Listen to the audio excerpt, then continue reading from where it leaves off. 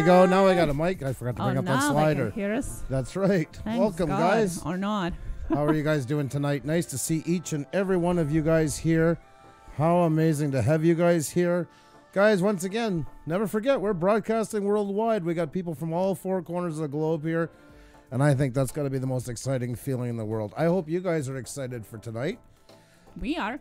That's right. Yes. Thought I put you on the spot for a second there. Yeah. Well, what did you expect my answer would be?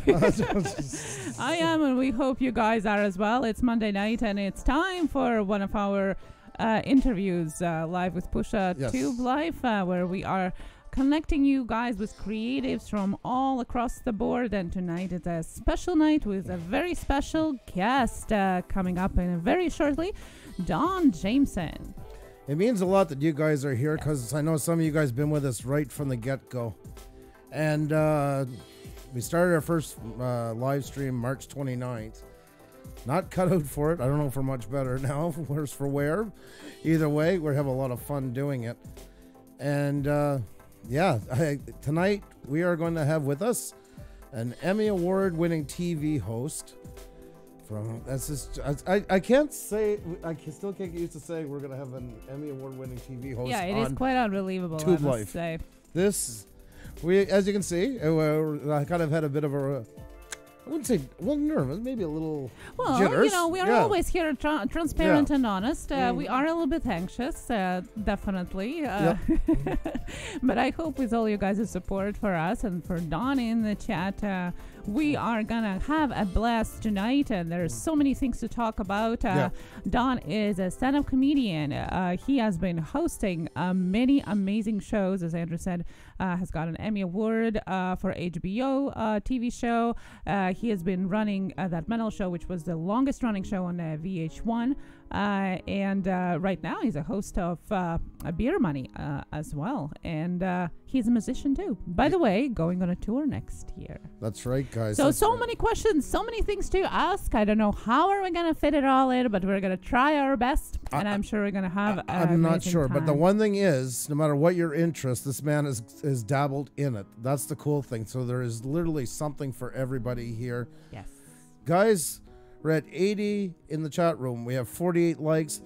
Tonight, I am asking you guys, by the graces of everything, if you guys could tweet this out, hit the like button, DM a couple of friends, more the merrier. Tonight is going to be a really awesome night. Lots of great conversation, lots of great people in the chat. We're going to shout all you guys out in just a moment. I want to celebrate each and every one of you in here. That's right. That'll be the time where I famously mess up everybody's names out of love. I wanted to shout out to the raid. We're being graded from one of amazing channels as well. Glenn and Marine, Cabin Life with Glenn and Marine. With love, thank you so much for sending all your amazing viewers to us. We really appreciate that. Thank you so much and welcome to our channel. They just finished an amazing interview with Michael Fair Jr. and I was listening in as I was setting up. I couldn't type because we had a little bit of a visual issue here with OBS, but I love great conversation, and if you didn't have a chance to see it, follow them and definitely go back and check it out after this live stream is over because it's something definitely worth listening to. I really enjoyed each and every moment of it. Definitely, for sure. For sure. I just wanted to remind you guys that these live streams, most of them are afterwards uploaded and available to watch after the live stream is done as well. And so is ours. Actually, all of our live streams are available to watch afterwards. So don't forget to come back and leave a comment if you do. We would really appreciate that. And of course, hug the like button. That's right. Share it out and tell your friends. And if you're new to our channel, that red button, we would really appreciate if you would push it up or smash it up or whatever you want to do with it. Just press up it. and away. Yeah. And subscribe to us. We would really appreciate that. Thank you very, very much. It is much appreciated, guys. And thank you once again for all your support. I'm going to start you guys out in just a second. Like I say, I want to call you out each individually for being here. You definitely mean the world to us. And it's just such a pleasure to have you all in here. Also, reminder, YouTube hassles lately this week. If you do get booted out or it freezes on you, just refresh it a couple of times or close and open it on your mobile browsers, and it should work just fine. Let's see. Oh man, this is crazy. You guys are coming in by the droves. This is so awesome. Thank you so much, guys. Thank you, and welcome, everybody. And yes, obviously you are going to be able to ask questions, and I will try and catch them all, and we'll try and go through some of them during and at the end of the stream. If you do want to ask question to our guests, please put at Puša Studios or hashtag Puša Studios if you're on your phone, so I can see it in the chat. Thank you so much. Guys, thank you for all the kind words. I see them flying by. Yeah, I got to do this now because I want to make sure everybody knows that we know they're there. Guys, we're going to go by the participant list, and of course that does miss people. So after I'm done, if I missed your name, it is nothing personal, and just highlight our name and say hi in the chat, and we'll call you out right after. Can I shout out a special person first? Sure. Juliet Miranda is in the house. Oh, Juliet. And before we shout out everybody else, we wanted to shout out Juliet Miranda, who is a podcaster, a top 200 podcast on iTunes. Her and her guy made this happen for us, and we wanted to thank them from all our hearts. And you see Juliet Miranda in the chat. Go and check her out. She might look small on YouTube, but she's huge in podcast world. Her stories about rock and roll and bourbon is amazing, and we couldn't thank them more for making this happen for us. Thank you so much, Juliet. Absolutely unbelievable. Thank you so much, Juliet. Yeah, and the producer. You guys are just two of the most awesome people. Thank you so much for thinking of us when this opportunity came up. Guys, we're rounding 100 people already in the chat. That's right. Don't forget to share. And while Andrew is doing the roll call, share and like and let everybody know who you think would be interested in this. And let's see who is in. Alrighty, guys, let's make this happen. I always put it on echo because you guys should be celebrated. Just like when we do at the wheel. Well, you guys are the wheel. You make this channel what it is, and I want you to feel extra special. We have Weekend Warrior Outdoors, Unapologetically Gomes, Tweety, TSN Gamer 342, Tranquil Geo, the Missourian Vlog Family Vlogs, the Mitten Dad, the Bone Daddy, the Aussies Pop Hunter, Terrell's Artwork Channel, our original wrench, Tara Cope, Tammy Minda, Steph Opal is in the house, Stephanie Ferrante, Steph Outside, Skinny G Panda, Sherry and Ricky Vlogs, Shanette ASMR, Saint Otto, welcome, Rock Truck Rob, so good to see you. We haven't seen each other once till today. Release the Lens, Resorian Buck, PD Tech, Patrick D, Patricia Sprinkles, Nathan Likes Drums, Mummy Chelly, Mr. Lodak, Mr. Dutchy Dutch, Life is Number 8, Lever Guns 5110 WCF, Leonard Shea, Lemonhead Penny, Learning Habit, Cardosa Media, Juliet Miranda, thank you so much once again, Joy Stewart, Jovan and Sanjay Channel, Jody B, my sister's in the house. Hello. Thank you so much for coming, Jody. Jefferson Einstein, J.E. Murkawa, I'm so worried about your name, I'm so sorry. Jackie Haru, Inspired John, I.J. Mond 2014. Ian Boucher, my friend from high school, how are you?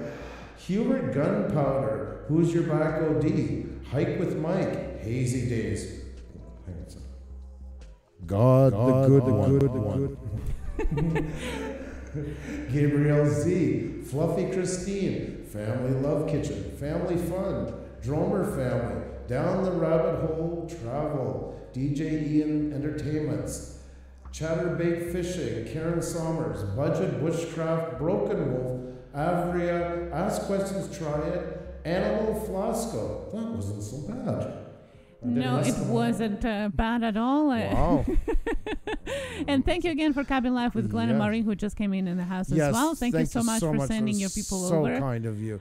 I see Megan's vlogs in there. I see Jack. Karen Sommers and Living Life Illinois. Megan's blog, of course. Jack. Beep beep. And of course, Nomadic Bike. Yeah, and Rebel Rocker. Hello to everybody who just joined us. Say hi in the chat. And of course, if you're listening to us on your headphones, say hi in the chat if you can. If you can't, that's okay too. Hope you have a great evening with us. Craft Beer Pours, welcome. Great to see you here. And Jack, thank you so much, and it's great to have you here. I do love your name, by the way. Dave Stradolinski, hello. This is your first time visiting, or welcome to our channel. Thank you so much for joining us. Canadian. Awesome, awesome. And guys, if you're listening to us and if you do want to ask the question, you do have to make an account. So that's, I know there are probably some people listening that maybe are not in the YouTube world. If you want to ask a question in the chat, you have to make an account, but you can listen anytime. Family Love Kitchen, welcome. ODST Banjo, welcome. JNC No Limit TV, welcome. MC Lockdown by Mad Crash, guys. MC Lockdown by Mad Crash. You'll see that name passing. He has just built a prototype and he's advancing it to, it's a new way to work on doors in schools to help in preventing school shootings. So please, please, please, if you see his channel passing by in the list, MC, it's a long name and I never remember it properly and I don't want to screw it up. MC Lockdown by Mad Crash, please show him some support. This is something that we all need to stand behind. Emma the Narwhal, what's going on? Nice to see you here. Stacy Morgan's in the house. Little Magic D. Oh, wow. Budget Outdoors and Survival. Welcome. Awesome, guys. The Story of Dory. Hello, Karen Sommers. Awesome, amazing people here. Thank you so much for joining us. It is amazing, guys. We're over 100 in the chat, over 82 likes, and one person that loves this so much, they had to give a little extra special send-off. Thank you for giving us your engagement, and thank you for watching. Two Family Homestead. Hey, how are you? Hello. It's nice to have you here. Yes. ODST Banjo, amazing people, and you guys keep coming in, so that's awesome. Do you think we should do the selfies? Yeah, we can do them, and then we'll have to look after, though. Yes. We don't have much time tonight, but we can definitely do them, and then look at them after our guest has graced us with his presence. It's going to be awesome. Jordan Lawrence, welcome. Take it on. So I just wanted to remind you guys, and for those of you that are new, that we have a tradition here. We take selfies. So take a selfie of you, or even better, of you watching our live stream, and put it on social media with a hashtag Blue Wrench Group. And if it's on Twitter, we're going to be sharing it after the interview when we talk with you guys in a little chat. On our screen, it's a great way to connect with each other. Hashtag Blue Wrench Group. Upload your picture. Click send or post, and we're going to be happy to see your beautiful faces out there. Oh, Heavy Metal Magnet, welcome, and yes, be safe. I'm trying to get home fast to catch the show. Just be safe on the road, my friend, please. Please do, yes. We want you around for more shows. Thank you so much. You are so amazing, Bone Daddy. It's amazing how we have a mix of people like Steph Opal and Sane Otto and Craft Beer Pourers, and just to name a few that were with us when there was literally 5, 6 in the chat. It means so much to have people like you guys in here, to having the Bone Daddy and that, who's recent, and celebrating some from the middle. Brother Dunn, another one from the beginning. Lou Rock is in the house tonight. Lou Rock got featured in this compilation Paranormal of the 10 scariest moments caught on camera. Ooh. He was the last one featured, so like #1, and the guy who has the channel has 2.8 million subscribers. That is amazing. Congratulations. That's amazing. Yeah, that was very cool. Megan's blog, how are you? All the way from China. 3 Days Grace Chick, hello and welcome.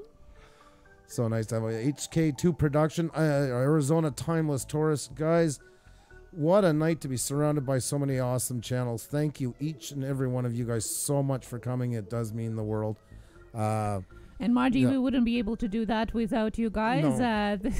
We grow together, we support each other, and we're so thankful for you two guys to join us tonight. Iron Dog, you made it. Nice to see you here. Spy Tube, what's going on? CSX Train, guys, do you realize how many communities are in here tonight? How many people from all around the world, different time zones? We are in the greatest technological days I've ever. This is so amazing to be able to spend it all with you guys live, one-on-one, and thank you guys for making this stream what it is. Idiot of the Day is in here. Welcome, my friend. Rosorian Buck, another one from the beginning. Grant McIntosh, Hoots, DJ Entertainment, Spencer Entertainment, Jordan Lawrence, Strapping Crush is in Gabriel here. Z, Welcome. SpyTube, amazing. Simply Shannon Miller is in. Hi. You're ready All for right. this? Are you? Amsterdam. Hey, there's Shannon. Miller's the Miller. Shannon is the biggest fan of the Echo, so she's got to have it. And poor Karen Summers is covering her ears like this right now. And he's trying his best not to play with that too much tonight. I'm trying to be on my best behavior. I'm trying. Say no to is not surrounding us. He's hugging us. Well, thank you guys. Thank you. Jarvin and Sash channel. Awesome. Awesome. Yes, exactly, Karen. Thank you so much. Hello there, Shannon ASMR. I'm so excited that you're here. Yes, I'm screaming in the mic. But it's just a great. It's still too loud. Yeah, that's right. So nice to have you here. Thank you for coming. Plug your ears, because I'm really yelling right now. We love ASMR. Maybe they'll be their next channel. Okay, that was an interesting idea. ASMR with an echo. That would be interesting. That's right. Budget Bushcraft hit 900 tonight with the help of this community. I didn't have to beg. I'm just going to say a side note tonight. Oh my God, hit 900 tonight with the help of this community, and I didn't have to beg. Words to live by. Congratulations, my friend. And Arizona, a tourist is watching us on their 70-inch TV tonight. So glad to be on TV. Which, by the way, our Spencer guest tonight is not a stranger to TV screens. I don't know if quite so big, though. Although 109, oh my God, there's 119 in here, 92 likes, guys. Thank you so much. Oh my God, thank you guys. That really means a lot. Thank you. And guys, if you haven't tweeted out, please do. If you haven't hit the like button, please do.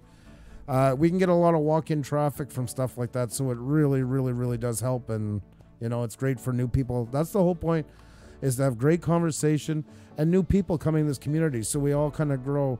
And I think that's so crucial to make this place a more peaceful, happier experience for everybody here on YouTube in this community. So thank you very, very, very much for helping us with that. Kelsey Bernard Music, welcome. So nice to see you here. Wow. No, gaming with whiskey. Hi, Sophia. Of their 5-year-old daughter. Welcome. We always love the new. That's right. New generation of YouTubers, we call them. It's an honor to have you guys here. That's right. Each and every one of you. Just reminding you again that you can always put your selfie up there in a social media, especially Twitter, #BlueWrenchGroup. We are going to be showing them at the end after the interview, so it's never too late. Raymond Doolin, hello and welcome to our stream. You got them? Yep. Okay. There you go. Can't have you walking around without a wrench in here. Yeah, and if you're wondering why everybody is dressed in blue today, they're dressed in blue always. Blue wrenches is not a status here. It's a philosophy. Everybody is equal and equally contributing to the show and enjoying it all together. So thank you so much. This is so awesome. Nomadic bike, I'm 9,395 away from 10,000. Jack's not blue. I thought Jack was blue. Oh, there you go. There you go, Jack. You're blue. Sorry about that. I thought you were. I do apologize. Steph outside, what's going on today? Hope you're well.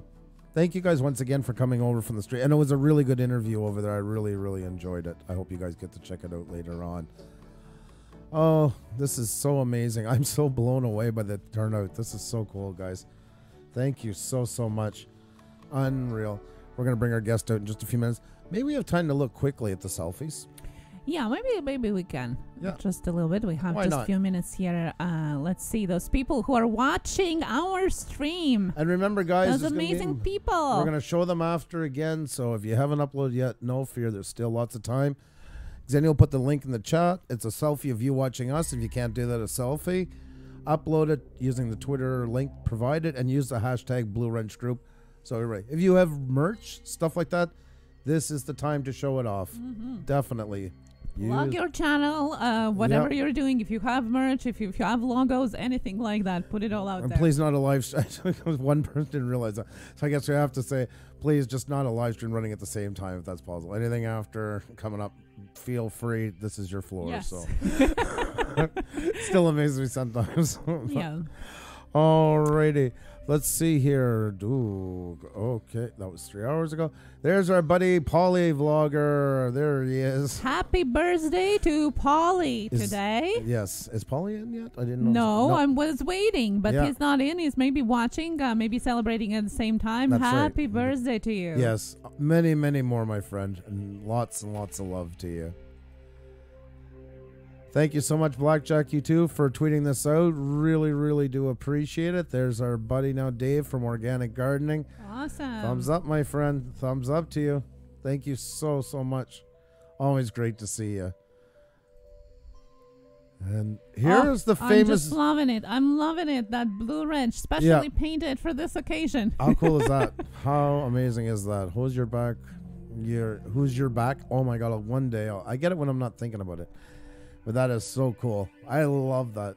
You made me really proud with that. So, Budget Outdoors and there he goes. Budget Outdoors and Survival. See, he's got his merch on and great looking merch too. I love his shirt. I really do. Your sister says she loves the blue wrench pick. Well, I'm gonna get Andrew to paint all his tools now in blue. So.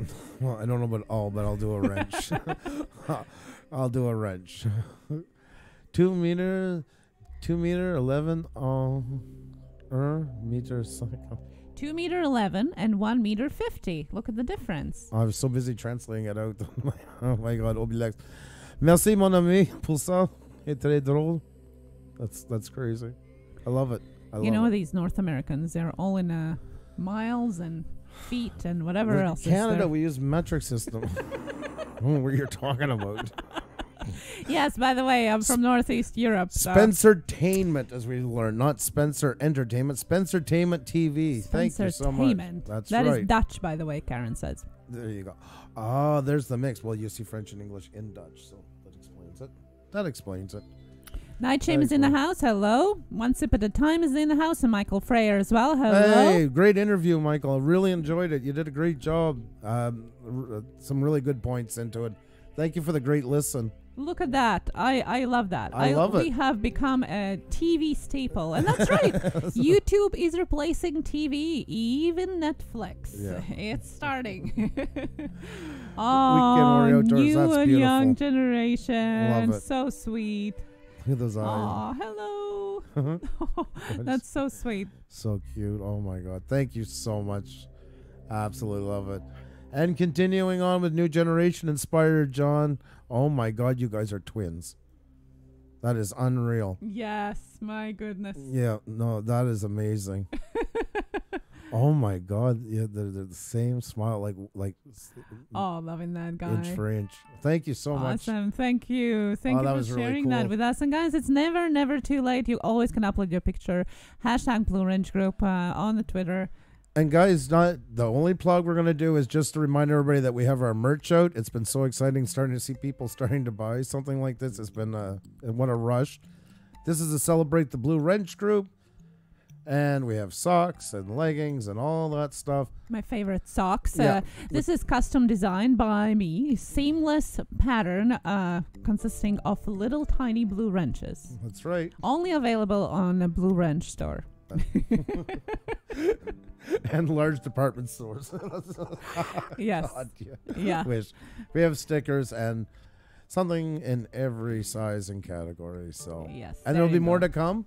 This is a start. So definitely, there's more to come. This is our first edition.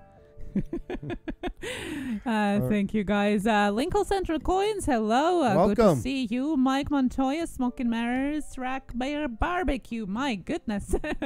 Hello, and thank you for coming. And thank you for the new people who are just joining. Cardoso Media, hello. It's the mic's off. Just keep talking. Okay. Awesome, Brother Dan. Hey. Just one. Okay, Laurie Bottomer. Awesome, guys. Well, I think it's time. I think it's that time, guys. We have an awesome guest. I hope you guys are ready. This is going to be so awesome, guys. Let's have fun. Yes, let's have a lot of fun, guys, because this is a real honor. We're looking so forward to it. Let's bring our guest out here. Why didn't it switch? Alrighty, there we go. Take that off of studio mode and do it this way, the old-fashioned way. Let's get that off there. Welcome, my friend. How are you? Hello. Hi, Ksenia and Andrew. What's happening? Not too much. And yourself? I'm just, sitting in my house in New Jersey, living the dream and waiting to talk to you guys and everybody watching. Well, it's such a pleasure to have you. Thank you so much for coming on tonight. Yeah, no, this is cool. I'm a little technologically deficient, but I think I got pretty good framing here. There you go. Now I can see you a lot better. There we go. Hopefully you can see both of us. Yeah, we have to run 2 cameras, one for the people at home and then when you get a weird version of us. So thank you for you're going to get kind of a weird look. Let me see if we can get you down a little bit more. There you go. So how are you tonight? Oh, everything's good, man. I can't complain, honestly. Is this one of your first YouTube interviews or have you done many before? I've done a couple of different things like this before, but usually on podcasts. So I haven't done a lot of ones on video, but this seems to be working all right. I appreciate your patience today. We have never set it up for Skype, and really we should have in the we were going with Zoom. Just once you get stuck in something, it's like okay, but we should have a backup plan. So I guess we kind of got to thank you first for getting us into it. So yes. Well, no, I'm happy to be the first one here on Skype, and I'm glad it worked. And I even showered for you. So well, because I'm breathing one huge sigh of relief that it's working. So now I can start to really. I'm watching every gauge and everything. I feel like I'm working in a bomb shelter right now. My head's going everywhere, but now I can breathe. And yeah. I can't thank you enough for coming on. And I mean, your career, like I told everybody a while ago, if you're interested in anything, you've kind of touched on it at some point in your life. You have so many points. I'll find a lot of times celebrities have a very kind of cut and dry path, not many branches. But I mean, everything from music to television and the whole range in between. Comedy. Like everywhere we pick one of them, you seem to show up somewhere. That's awesome. Yeah, well, no, thank you. It's I'm not a household name, not even in my own household, but there is to the madness, which is I want to have longevity in my career, and I want to do things creatively that make me happy. And I did, and maybe you guys did, grew up in a generation where your parents and your grandparents and everybody like that was defined by what they did. Yes. Your dad was a fireman, your mom was a secretary, or your mom was a fireman and your dad was a secretary, whatever it was. Yeah. You were one thing, and that was it. I never felt like that, even growing up. I always felt like, I hope I can never be defined by one single thing. As long as I do stuff that's creative and challenging to me, I'm going to continue to do it. For me, it all comes out of doing stand-up comedy. That's really the main source of everything. As long as I have that, then anything that branches off of that, to me, is just, just extra. That's awesome. And I think it's so nice that we were talking about that actually the other night. It's kind of that Renaissance man mentality of like foot in every door, all kinds of new scenarios. I think you like the unexpected. You like the new, I'm guessing. Right? You like to go into paths that you didn't plan on going. I think they intrigue you. Yeah, my favorite expression is jump and the net will appear. Oh, that's awesome. I love that. Oh my God. You could count that has to be a TV show at some day. Just work on that theory. I said that before in an interview, so you're the first ones. Oh my God. I love that. And it's such a great philosophy in life.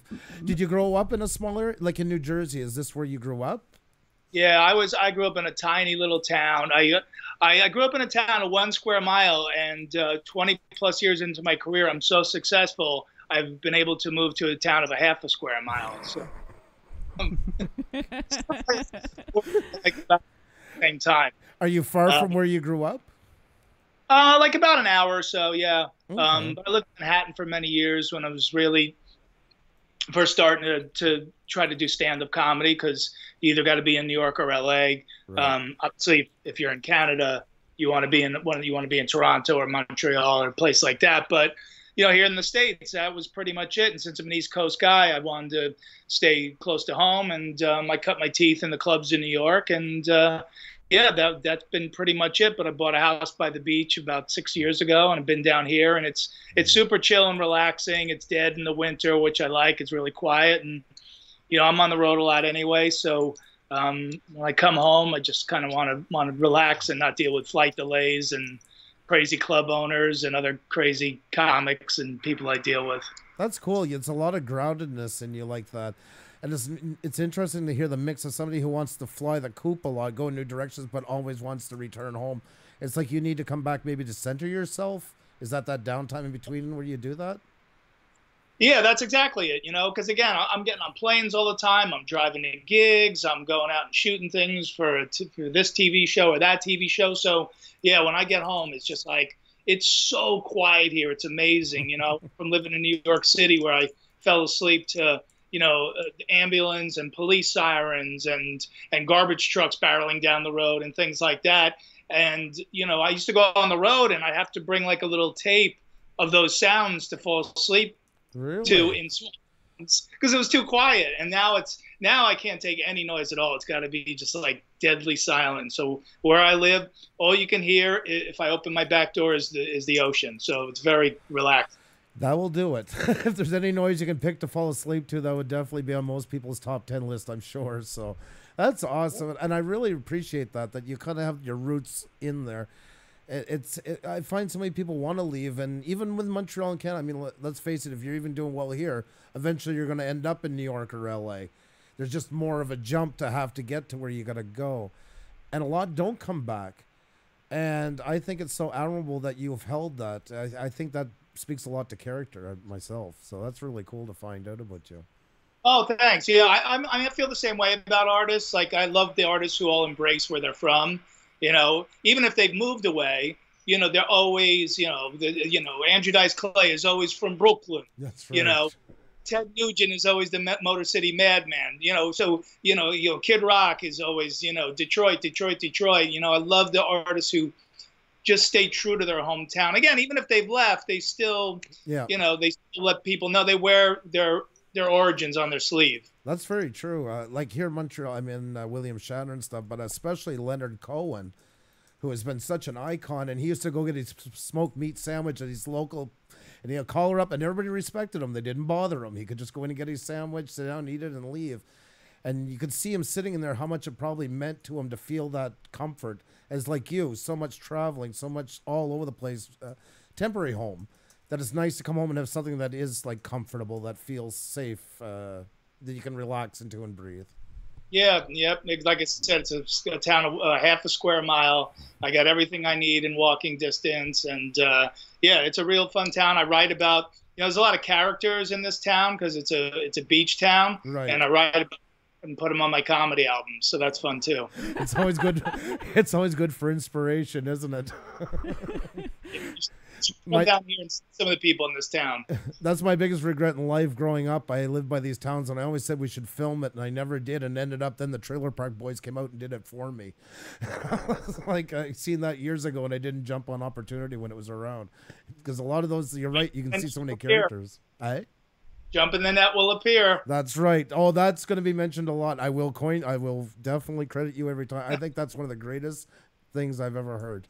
Do you put a lot of hope in things when you start them up? Because the saying itself, it kind of implies a lot of hope into nothing, so to say. Are you optimist by nature?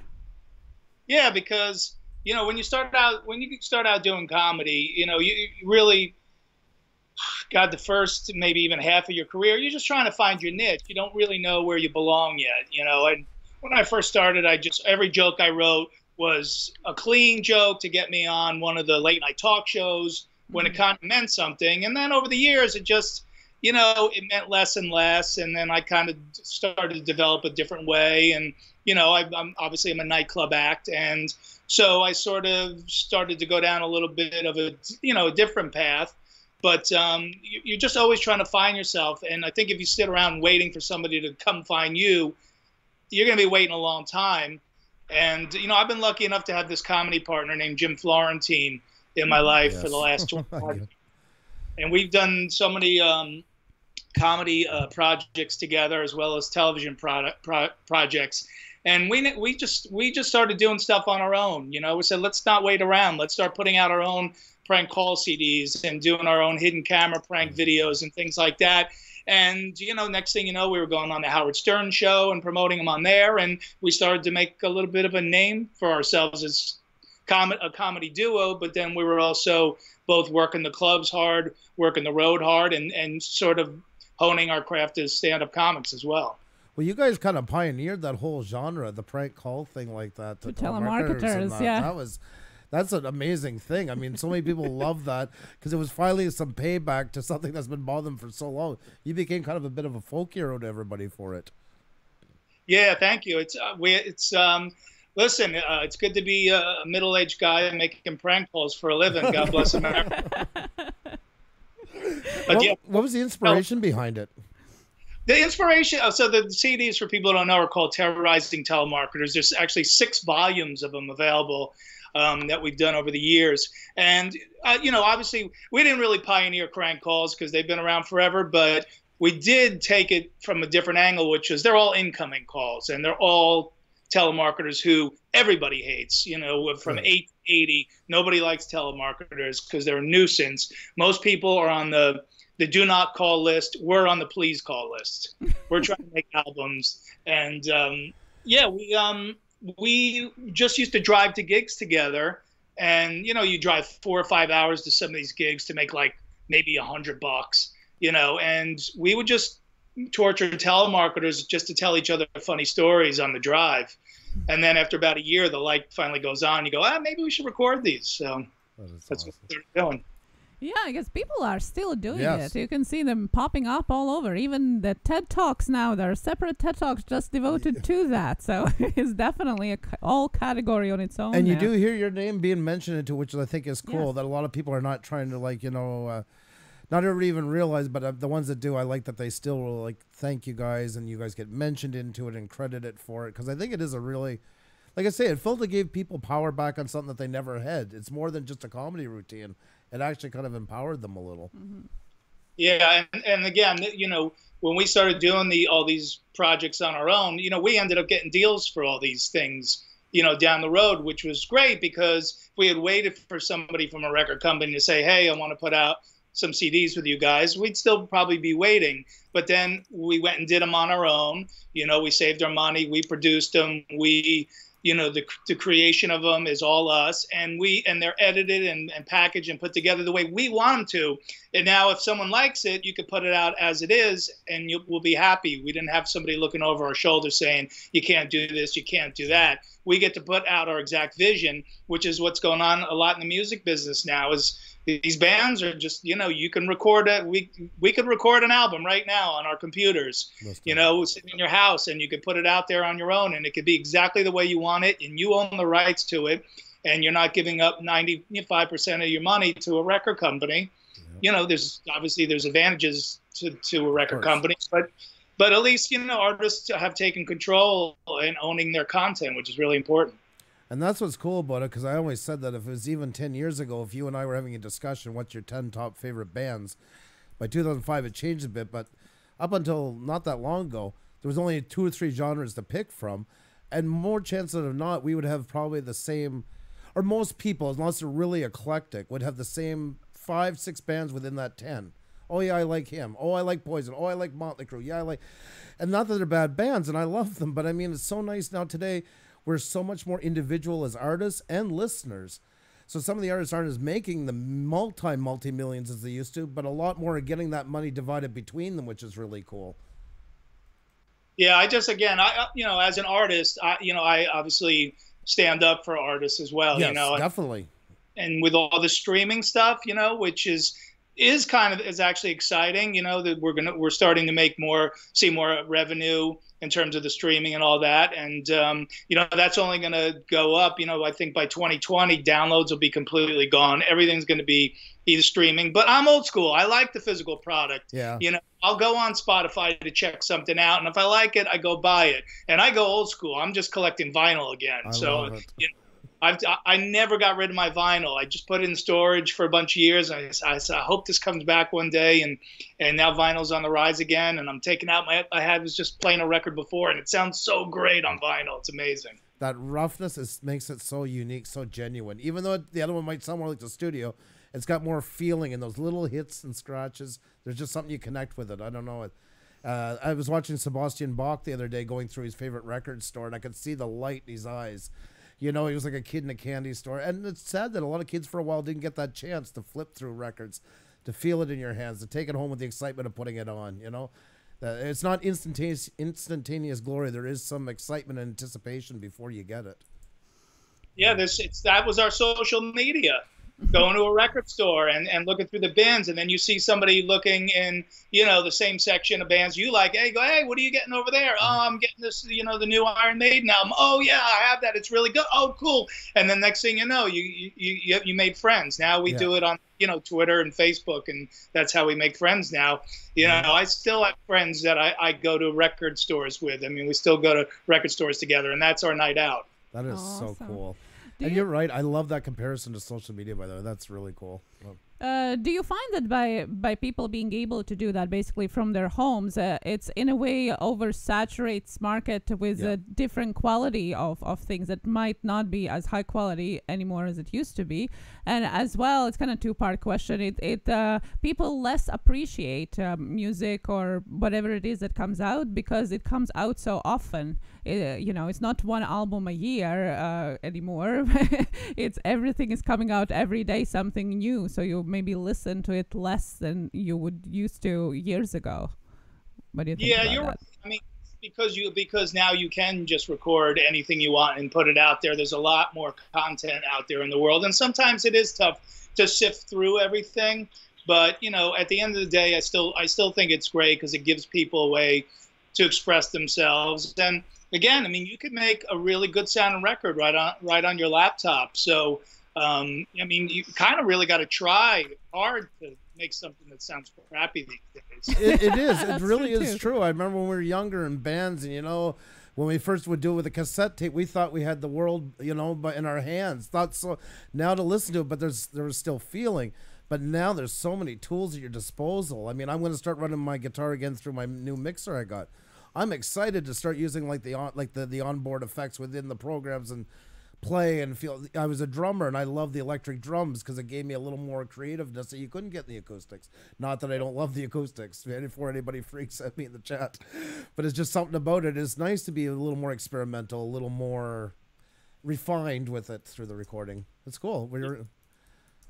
I have a one track. I have a one-track mind with music. I like hard rock and heavy metal, and so I don't, I only sift through that world of music. I admittedly don't have an eclectic taste in music. I only have an eclectic taste in one genre, so I don't have to search through pop and hip hop and polka or whatever other kind of glockenspiel. I don't have to look through that stuff to find new music. I kind of live in this one world, which has served me well because, we did this TV show in America called That Metal Show for 14 seasons. And if it wasn't for that complete and just, utter focus on that genre and just being a crazy fan of that music, that I was able to, have a spot on that show. It's amazing. And I think I was telling you, I work for a big music company, and I have got to meet a lot of my idols. But I gotta say, there is that moment where I can't believe right now I'm telling you, because if I could count on a hand, I wouldn't have enough hands in all the chat here to say how many times I've sat down and watched you, and I love that show. You are my connection to my favorite age of music, and I loved it. And this is awesome to have you on here tonight. Oh, thank you. There was a lot of good things about being on a small network because they repeated the show a lot, so we were always on TV. But being on a small network, we were never on in Canada legally. We weren't on over, in England and the UK, where there's so many fans of hard rock and metal over there. And I wish we were, but we're working on a kind of a new version of the show, and a lot has changed since we started that show in 2008. When we started That Metal Show, Netflix was still mailing you videos. Yes. Now they're the biggest platform for any kind of show in the world. So, we've come a long way in terms of, everything's worldwide now. Anywhere you go, anything you do now is a worldwide platform. Obviously, we're on YouTube now, all over the world. It's amazing. So, we're a little restricted when we did that show, but as, true metalheads and fans of hard rock are, they eventually found us and figured out a way to watch us whether it was something tricky on their computer. Or... So I've been told. So I've been told. You never did it yourself, no? But I'm hoping you guys can bring it back. I still think there's such a market for that, maybe more than before. Yeah, in fact, we obviously when we were talking about you coming on, one of the most often questions were, is the metal show coming back? Like, is there going to be a comeback? And is there? Yeah, it's we're still three best friends. We're still obviously passionate about doing it again. I mean, there's. I don't go anywhere without people saying how much they missed the show. Yeah. I go out, besides doing touring with comedy clubs, I go out and open for bands as well on tour. And I toured all summer with a band called Faster Pussycat. And I did 40 shows in 50 days. And it was nonstop, love the show. When's it coming back? And that's just that kind of passion for what we did. We're just three fans, and I think that's how it resonated with people. It's just like, guys will come up to me and say, you know what, me and my two friends are just like you three guys. We just sit around and talk about music like you guys do. And I think that's what the appeal of it was. And I think that's why people really miss it. They miss their friends being on TV, hanging out with them, talking about music. Well, we grew up in that MTV generation for most of us in that genre of music. And it was you and your buddies before you went out. You sat down and watched it for a couple hours, or much music. And just, that was part of the routine. That's where we got all especially myself, I grew up in a small rural town. So that was my connection to what I was kind of missing with all the concerts and that, was that live feed coming in. So I think we do have a very fond connection with it, and your show definitely gives that feeling. And I have sat down when I was home on vacation with my friends, sit down for a couple hours, watch a little bit and just kind of like reminisce. It's not just the show, it's all the memories it comes with. And you remember the B-side on that track, and you remember when they did that live version. It's everything combined. So that's why it's so special, I think, to a lot of us. Well, yeah, and I thank you again. It was a lot of sitting home alone, not going on dates in high school, so that you could memorize every song on every album and the length of the songs and who produced the album and who the guitar player thanked on the liner notes and all that useless knowledge that somehow, when I was 11 and I put Kiss posters all over my walls, my mom screamed at me for years, where is this all leading? And finally, when I was in my 40s, I said, this finally led to Touché. I like that. It's on my own TV show, so it was nice. Not wasted effort whatsoever. I was just laughing when you said about that, all that little information, and you're probably the same. You couldn't then wait to try and tell one of your friends to see if they didn't know it or not. There's that, you'd hear it, you're like a kid in a candy store for 2 days. Hey, James, did you know that? Such and such. Yeah. And if you stunned them, you were happy for the rest of the day. Absolutely. What was it like being on tour with Faster Pussycat? It was pretty wild. Yeah. Yeah, because they're like, they're a band that still parties. That's a big thing now. Bands, they don't bands don't party anymore. No. You go out on these. I'm obviously still friends with tons of musicians, and a lot of them are sober. I went to this festival out in Kansas City, Kansas this summer, and Five Finger Death Punch was headlining, and they're all friends of mine, and I jumped on the bus and they said, this is an all sober tour. And I was like, wow, good for you guys. I think that's great. It keeps those guys focused, but I do miss the days of bands, the excess, a little excess now and then never hurt anybody. Yeah. It's like when we had that, people always say like, who was like a jerk on your show or who didn't? I go, no, nobody was. The only guy that was difficult was Marilyn Manson, because he came on literally wasted on absinthe.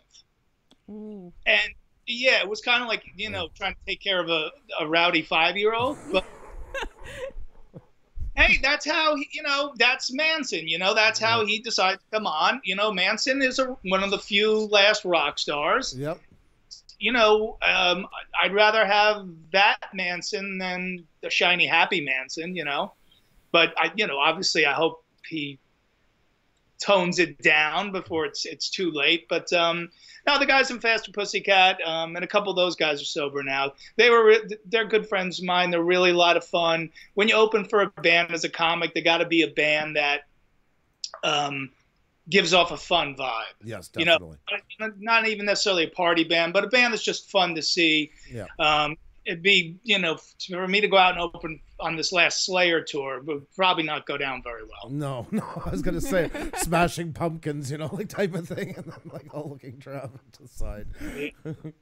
Yeah, Steph Opal's in the audience, and she was saying hi to you. The ex-wife from the singer of Pantera is with us, so. Who's out there? I'm sorry. Steph Opal. Big Mama from Louisiana. She's ex-wife from singer from Pantera. From Pantera? Yeah. Yeah. Oh, wow. Okay. Well, hey, I don't think we ever, but nice to meet you through your show. Yeah, she was saying that she, her husband is sober now. Her ex-husband, excuse me, is sober now, Yeah. and she was very proud of him. But she is definitely into the scene. She's talked about it lots of times, and it is. I mean, what did we want to do when we were kids? We always got the picture of Slash slung over with a cigarette in his mouth, ball of JD in his hand. I mean, okay, yeah, it's not the best thing your parents want you to do, but it's one hell of an inspiration when you're 16 years old to shoot for, you know? he was something else. Yeah, and you know, there's something I'm not built that way. I can't party like a rock star. I can party like a comedian from New Jersey. So, yeah, you have to. So I like to kind of pick my spots. You know, obviously, show's the most important thing. I want to do the show at my full capacity. Yeah. But then after the show, I do like to go out and have fun, and I really like to go out in the crowd and hang with people and talk with people, meet people. You know, because I'm a social guy.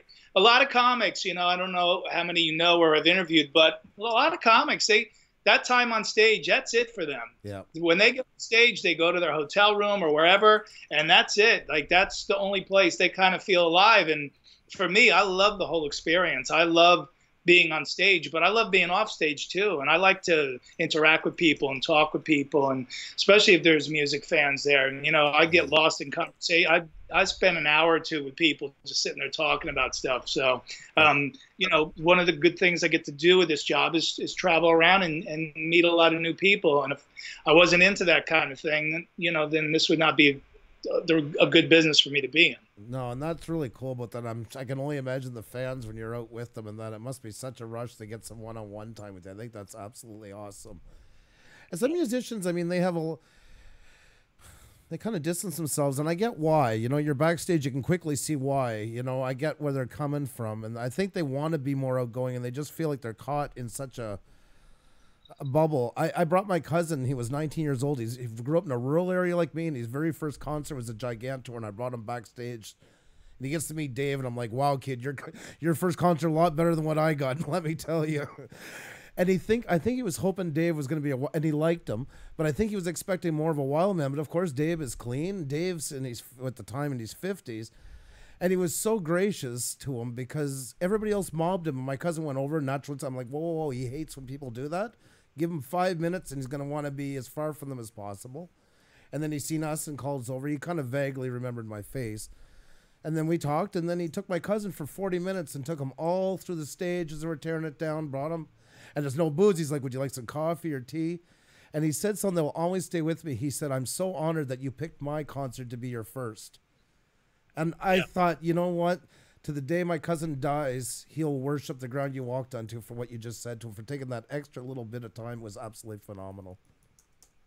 Well, yeah. I mean, obviously, I love hearing stuff like that. Again, especially in the genre of music that I enjoy, and that's been my experience. You know, from having interviewed hundreds and hundreds of these musicians and artists, and I've been lucky enough to have become friends with many of them. I mean, Dave Mustaine played guitar on my last comedy album. So, you know, it's I've only had positive experiences with all these people. You know, when Dave said, hey, you know, you ever need something from me, let me know.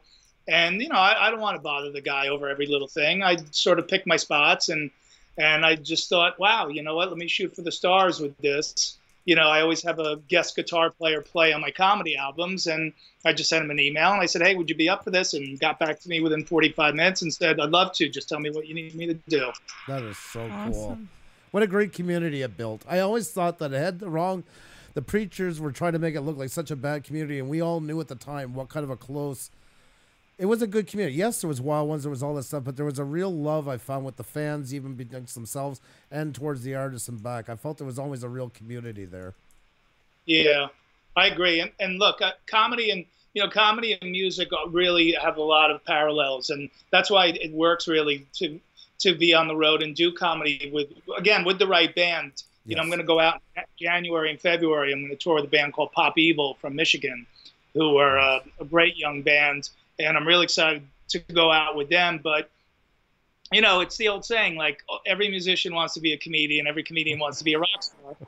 So I get to do both. You know, that's the best of both worlds for me. But I don't get any of the drama of being in a band. You make that. That's Yes. you won the lottery, my Best friend. of both worlds. Yeah, because there's plenty of that. Trust me, no matter how much you love the people in your band, there's always, you know, there's always conflict. There's, you know, because anytime you put 5 people together, you know, one guy's wife doesn't want him in the band, and this one's girlfriend doesn't like the singer, and this guy is going to jail, and this guy doesn't want to practice, and this guy's smoking crack. Yeah. And so you're trying to navigate all these waters. And honestly, you know, I loved comedy and music since I was a kid, but I picked up pretty quickly that, you know, I don't have to lug any equipment. I don't have to split the money 4 ways. I don't have any of the drama of having to deal with other people.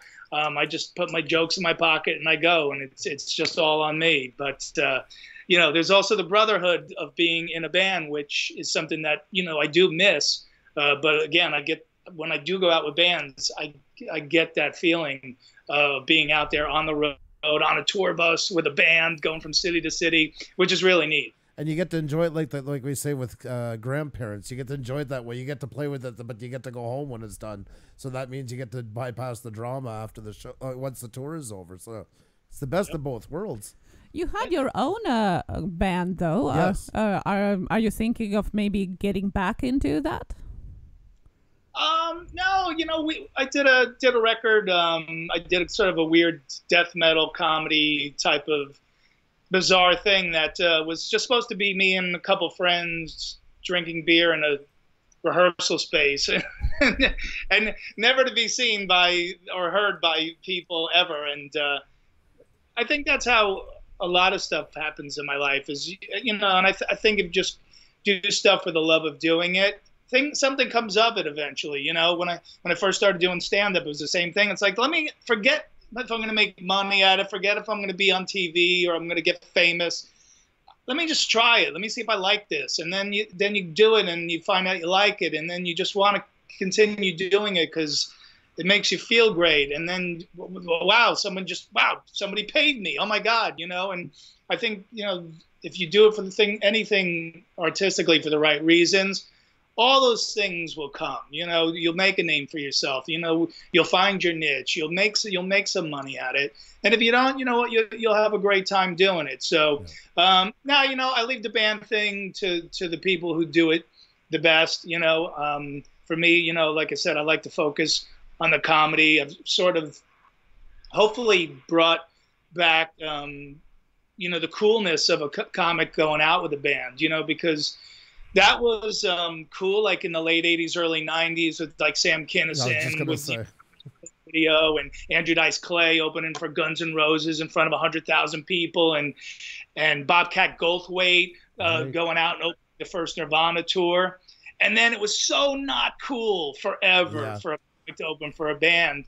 And I love bringing that back again. And again, that's just something that comes from like, I love being out with bands.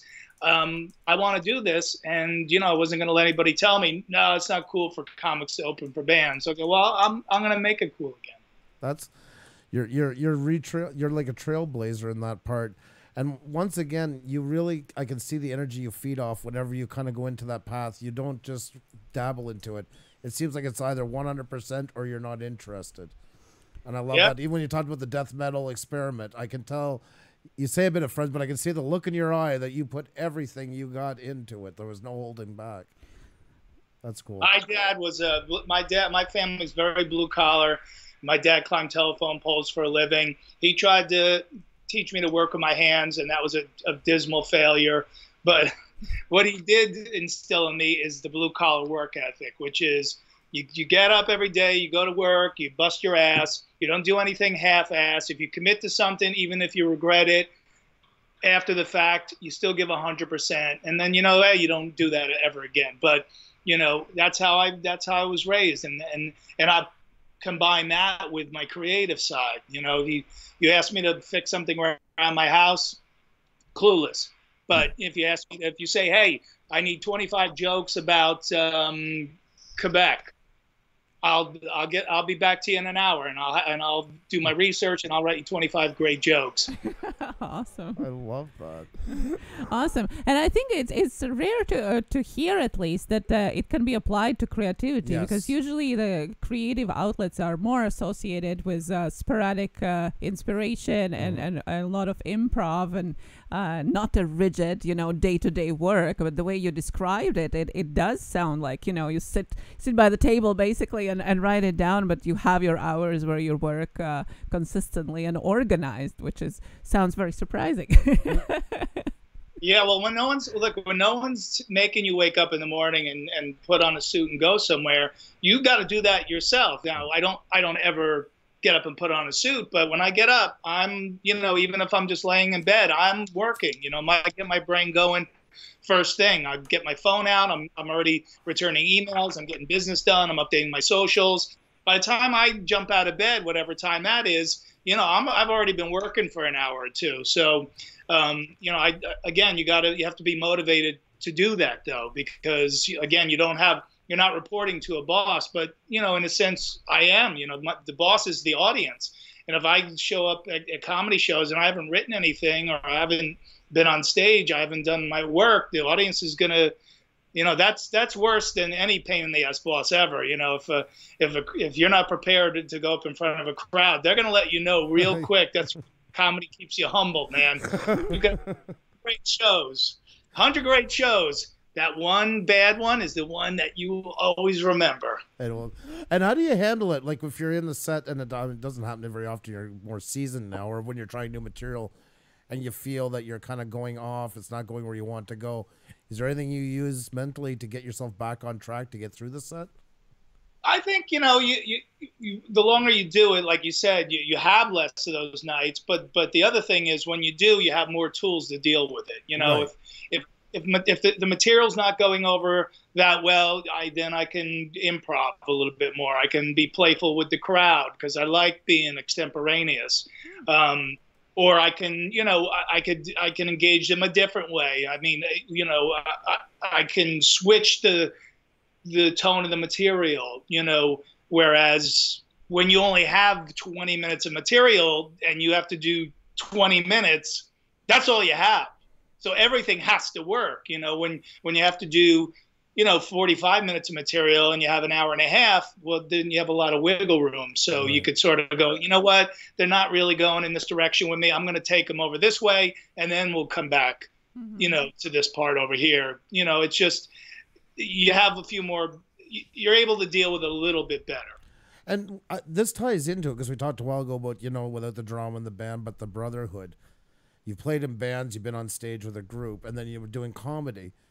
Like comedy, I feel like you'd be very vulnerable, especially at first, because you're right. You are on your own. The light's on you, and it's not like you have a ton of set dressing or anything to call your own to rely on to. It's you and a mic and your wits. That's a lot of pressure. What was it like starting out into it?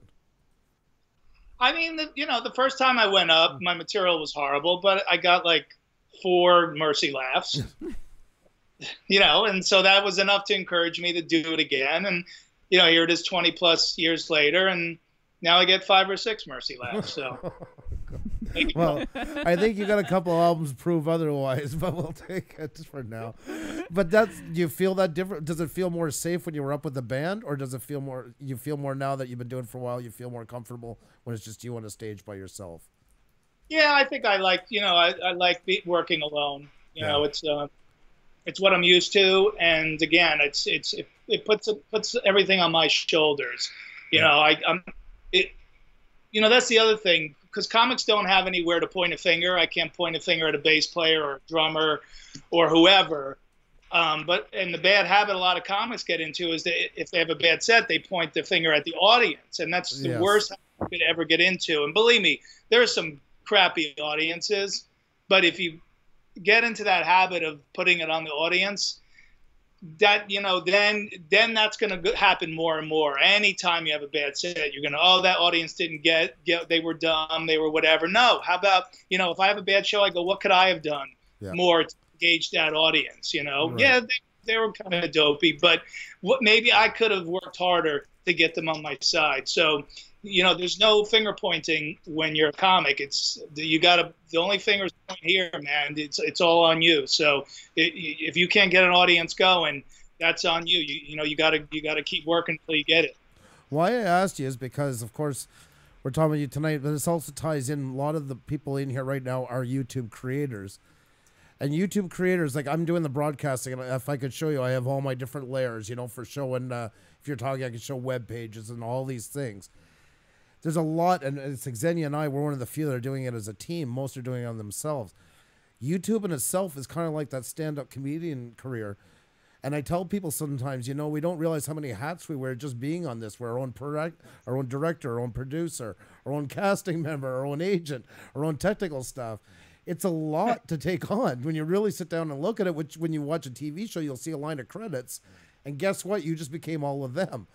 So that's why I thought it was important to talk about you as doing that as a comedian, because it does tie into what everybody's doing on here, is building, and there's nobody to blame, and there's nobody anything. You're on your own, which is a great creative tool, but you also have to be a good boss of yourself.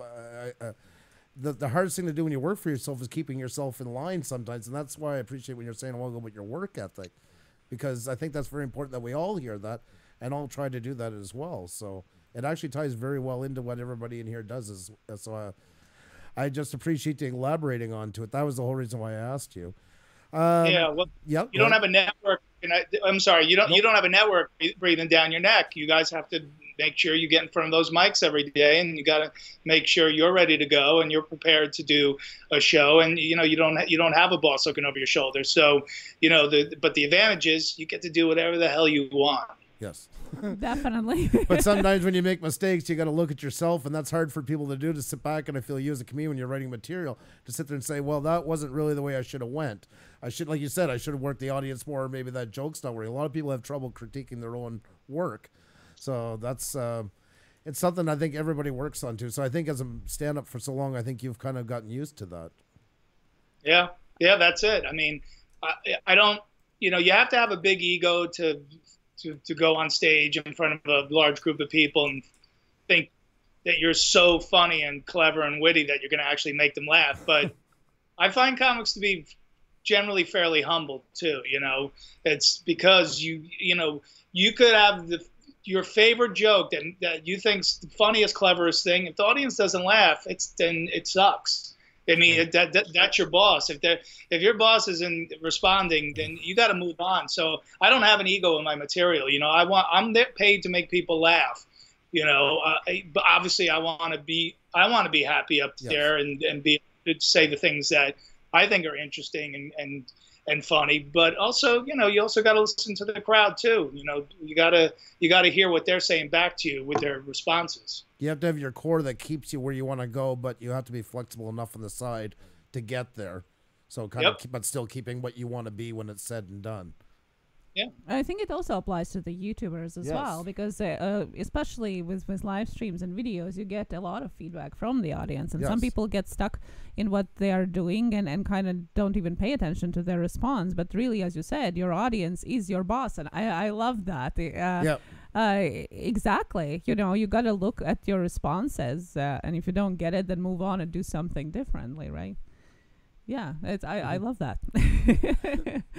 We're a very funny time for comedy, where it's very politically correct these days. So, navigating those waters now is definitely a challenge too in terms of writing material, because my audience comes to see. I'm a nightclub comic. I have a little bit of an edge to me, but I can't say things the way I used to say them. Right.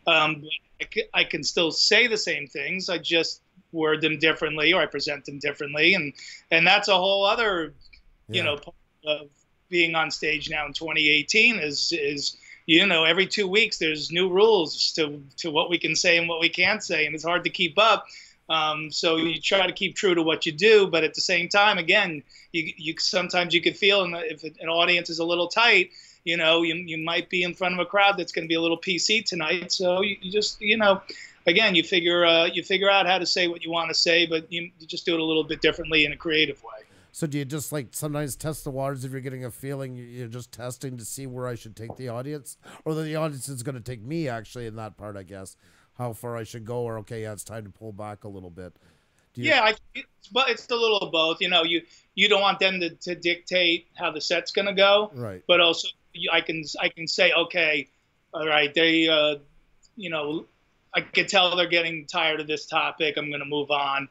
And if I have time, maybe, and if I could get back to it later, I'll continue. But I could feel like, all right, they're coming to a close on this kind of line of where I'm going. But I'm not a political comic at all. I don't believe in dividing my audience directly in half. And but I do like to comment on what's going on, socially, and what's going on in society. But I try to walk the line down the middle as much as I can, because number one, I'm not really smart enough to be a political comic, but again, also, I don't want to turn people off in my audience, Well, I think you're smart enough that whatever you put your head to, I think you would more than succeed at. So I wouldn't say that, but that's why I want to ask you about the whole PC thing, because it must be scary sometimes for comedians. And like you say, you don't go as far as some other ones. Some other ones, it must be absolutely terrifying at this point, because nobody really knows where the line is. Like you're saying, it's changing day by day, hour by hour. I don't know how you guys, is there any way you use to gauge that? Is there just like you're talking amongst yourself, just get a feel for where the audiences are starting to lean more to? Or I think just, I think to me, anything's funny if it's funny, right? If you are a political comic, or you do lean to one side, if you're funny and I don't agree with you, I'll still laugh. Mm-hmm. I think some of the problem is comedians are going on stage and they're preaching and they're scolding people for being a Republican or being a Democrat, and that's not what we're up there for. We're up there to make people laugh. They all work 40. This guy, a guy who was a plumber for 40 hours all week, and he wants a Friday night out with his wife. He doesn't want to hear me talking about how much I love or hate Donald Trump. He wants to laugh. Yeah. And I want to make them laugh, so I don't want to divide the crowd. People come to see me, and they kind of know what they're going to get, and I'm going to be edgy with people, but I'm also not going to alienate anybody either. There's no reason to do that. That's a good point, and I find that is, like you say, happening a lot more. And I'm probably guessing there's even some bands that used to preach a lot. I won't say names because I don't want to divide my audience, like you said. But it drove me crazy. It's like, okay, your guitar, and nobody's below or above anybody. But I didn't come here, and I don't think you've said like a doctorate in political science. It's like, stop telling me where I should vote, what I should do. It's none of your business. I came here to have fun. Not that I want to have bubblegum fun. I can be oriented to what's going on around the world. But I didn't come here for a political speech. I didn't come here, like you say, was a perfect word, scolded. And that bugged me. Even if I agreed with them, it bugged me. Because it's not the time or the place. Look, I go. I'm sorry. Go ahead. Go ahead. I'm sorry. I'd love to talk. No, this is what I tell people. This is as political as I get. I vote. I go in and I push the lever, and then the next day, whoever the president is, that's who it is. Yeah. My life really doesn't change all that much. As long as Trump doesn't build a wall around comedy clubs. Yeah. Well, that's true. That's a good way of looking at it. I'm sorry, hon, did you want to say it? Yeah, no, I just wanted to ask, because I find it is different than it was 10, 15 years ago, especially because of social media and everything changing so much. What do you think when people pop, idols or celebrities get involved in it?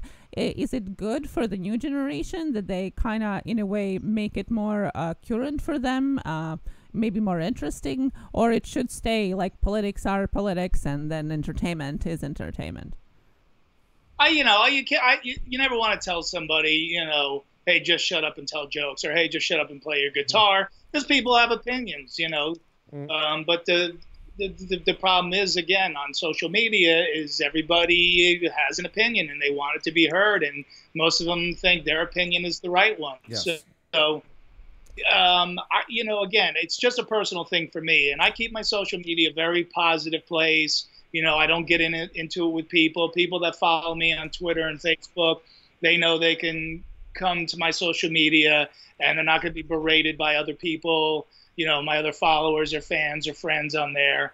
It's a safe place to hang. We talk about comedy. We talk about music. I mean, I'll talk about anything with anybody, but we don't put anybody down. Yeah. I'm not a troll. I don't go, trying to put down other people, and I don't got time for that stuff. I don't got time for negativity. I got to get on stage somewhere, and perform for people. I'm not going to sit up all night on, with my phone and battle with people over their political beliefs. Mm. I just time for that stuff. People do like to. I probably have more followers, if I engaged with people and had Twitter wars and all that stuff. But that just feels like 13-year-old stuff to me. I want to talk. I want to talk with people, get to know people. Promote my shows, promote my appearances, let people know where I'm going to be. And then, like I said, after shows, I'd rather engage with people one-on-one. I'd rather spend my time that way. That's something that's been plaguing a lot ever in YouTube, is we were always kind of creators, same as musicians. And I find since the adpocalypse, there's been a bit of Facebook creeping in here. And now they're starting this trash talk and this fighting. And some small channels, making pennies on the dollar and going right to like low blows. And I tell people that's why we don't allow talk about groups and all that stuff in here, because there's some and they're great. Hats off to they want to do that, but I don't want to hear, because I want everybody together, like you said, a safe place. And to me, if you're sitting there putting down everybody else and fighting, that's how bad is your content or your music or your joke or whatever it is that you have to resort to doing that? I would rather put my work into what I do and make it better if I don't like what somebody else is doing, because it seems like a futile attempt, and it's such a pointless endeavor. So my hat's off to you for what you just said about that. You're right. You probably would get a spike, but I think you get more longevity out of your followers by not going down that route in the long run. Yeah, that's what I go back to what I said at the beginning. I may not be a household name, but I've had longevity, and I've been able to, break out and do anything I've wanted to do. I've obviously, my loves of hard rock and metal has led to, all the years on that metal show. My love of comedy has led to me being a stand-up comic and doing, these comedy CDs and DVDs. I'm a big sports fan. I've done a lot of sports programming. In fact, I just did a pilot for the NHL network that hopefully is going to get picked up soon as well, because I'm a big hockey fan. So, I'd like to, that's another thing I have a passion for, sports. So I love to incorporate that into my world as well, because depending on where I go, people know me some people know me for all of it, but some people just know me as a stand-up. Some people didn't even know I was a stand-up comedian. They just thought I was the guy from that metal show. Like if I go to rock shows, people are like, man, I didn't even know you were a comedian on the show. And I'm like, and they'll go, I'm sorry. I go, no, don't be sorry. I love that I'm still making new fans after this many years. That's great. I'm glad people are still discovering me now. And, if I go to the Home Depot or Lowe's, those are all the sports guys in there. They all know me as the sports guy on TV. So, it's interesting to have, these different audiences. And, like I said, sometimes they intersect, but sometimes sometimes they don't even know about each other. I remember one time years ago, I seen an interview with Bill Gates, and they said, how's it feel to be the richest man in the world? And he said, I would give anything to be number 2, because then I could do a lot more things. And it makes sense. And it's kind of like you are. You're famous enough to have the power to be able to get involved in these things or start projects, but not to the point that you're pigeonholed. And I think, and I mean that most respectfully, you have once again the best of both worlds out of it. Makes for a really interesting, varied career. I think a lot of the 1% would be salivating at the bit to get the opportunities that you got from doing it that way. Right. And I think just, hopefully I'm easy to work with. And, again, when, people see when I take something on, I give it 100%. So I think that goes a long way.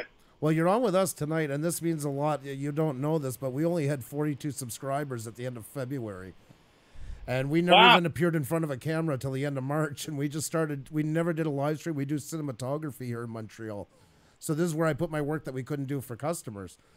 So this has all grown quite fast. And to have somebody like you come on with us tonight, you have no idea how much we appreciate it, to take a chance on us. And I hope we're doing a good job for you. I hope you're having a good time. Nothing like digging for compliments. No. Well, I'm not saying for compliments. I mean, I'm just saying, I hope we do have the same philosophy as you. We kind of just go into it with both feet. We kind of see people liked what we were doing. We weren't planning on it. So we just started pulling it together and just trying to make it better and better each episode. 110%, I would say.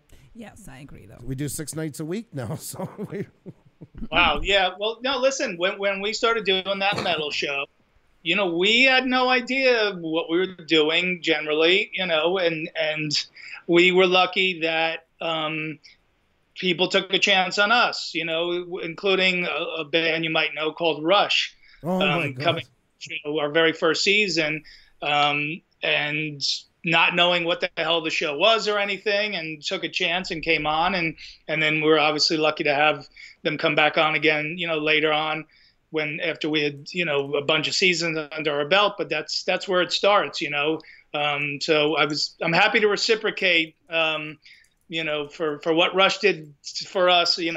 I like to do for other people too, because you never know where something's going to go. And anyway, I like talking to new people, on top of that. Well, I appreciate that so much, and I think speaks a lot for volumes actually for your character into that, and I think that's why you do connect with people so much. And we try to do the same, and I think that's important. I think a true person who really cares does give back as much as create. And I feel that you have a need to connect with people, and I'm feeling that more and more as I'm talking to you, and I absolutely love it. I would love to see you on tour. I can only imagine.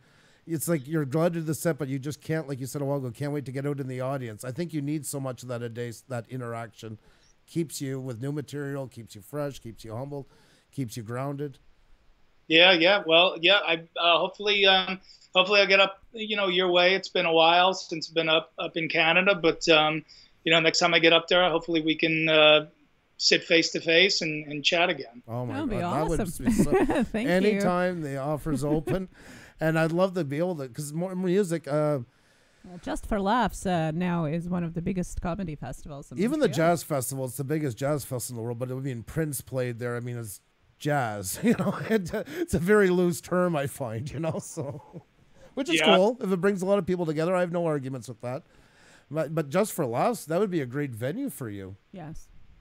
Definitely. Yeah, I've attended just as, just as somebody in the business before. I haven't, unfortunately, been able to connect on any of the showcases up there, but yeah, I mean that's the gold standard, But I've toured Canada.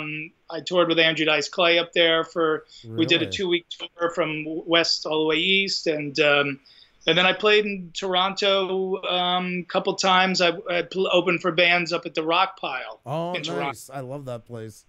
But.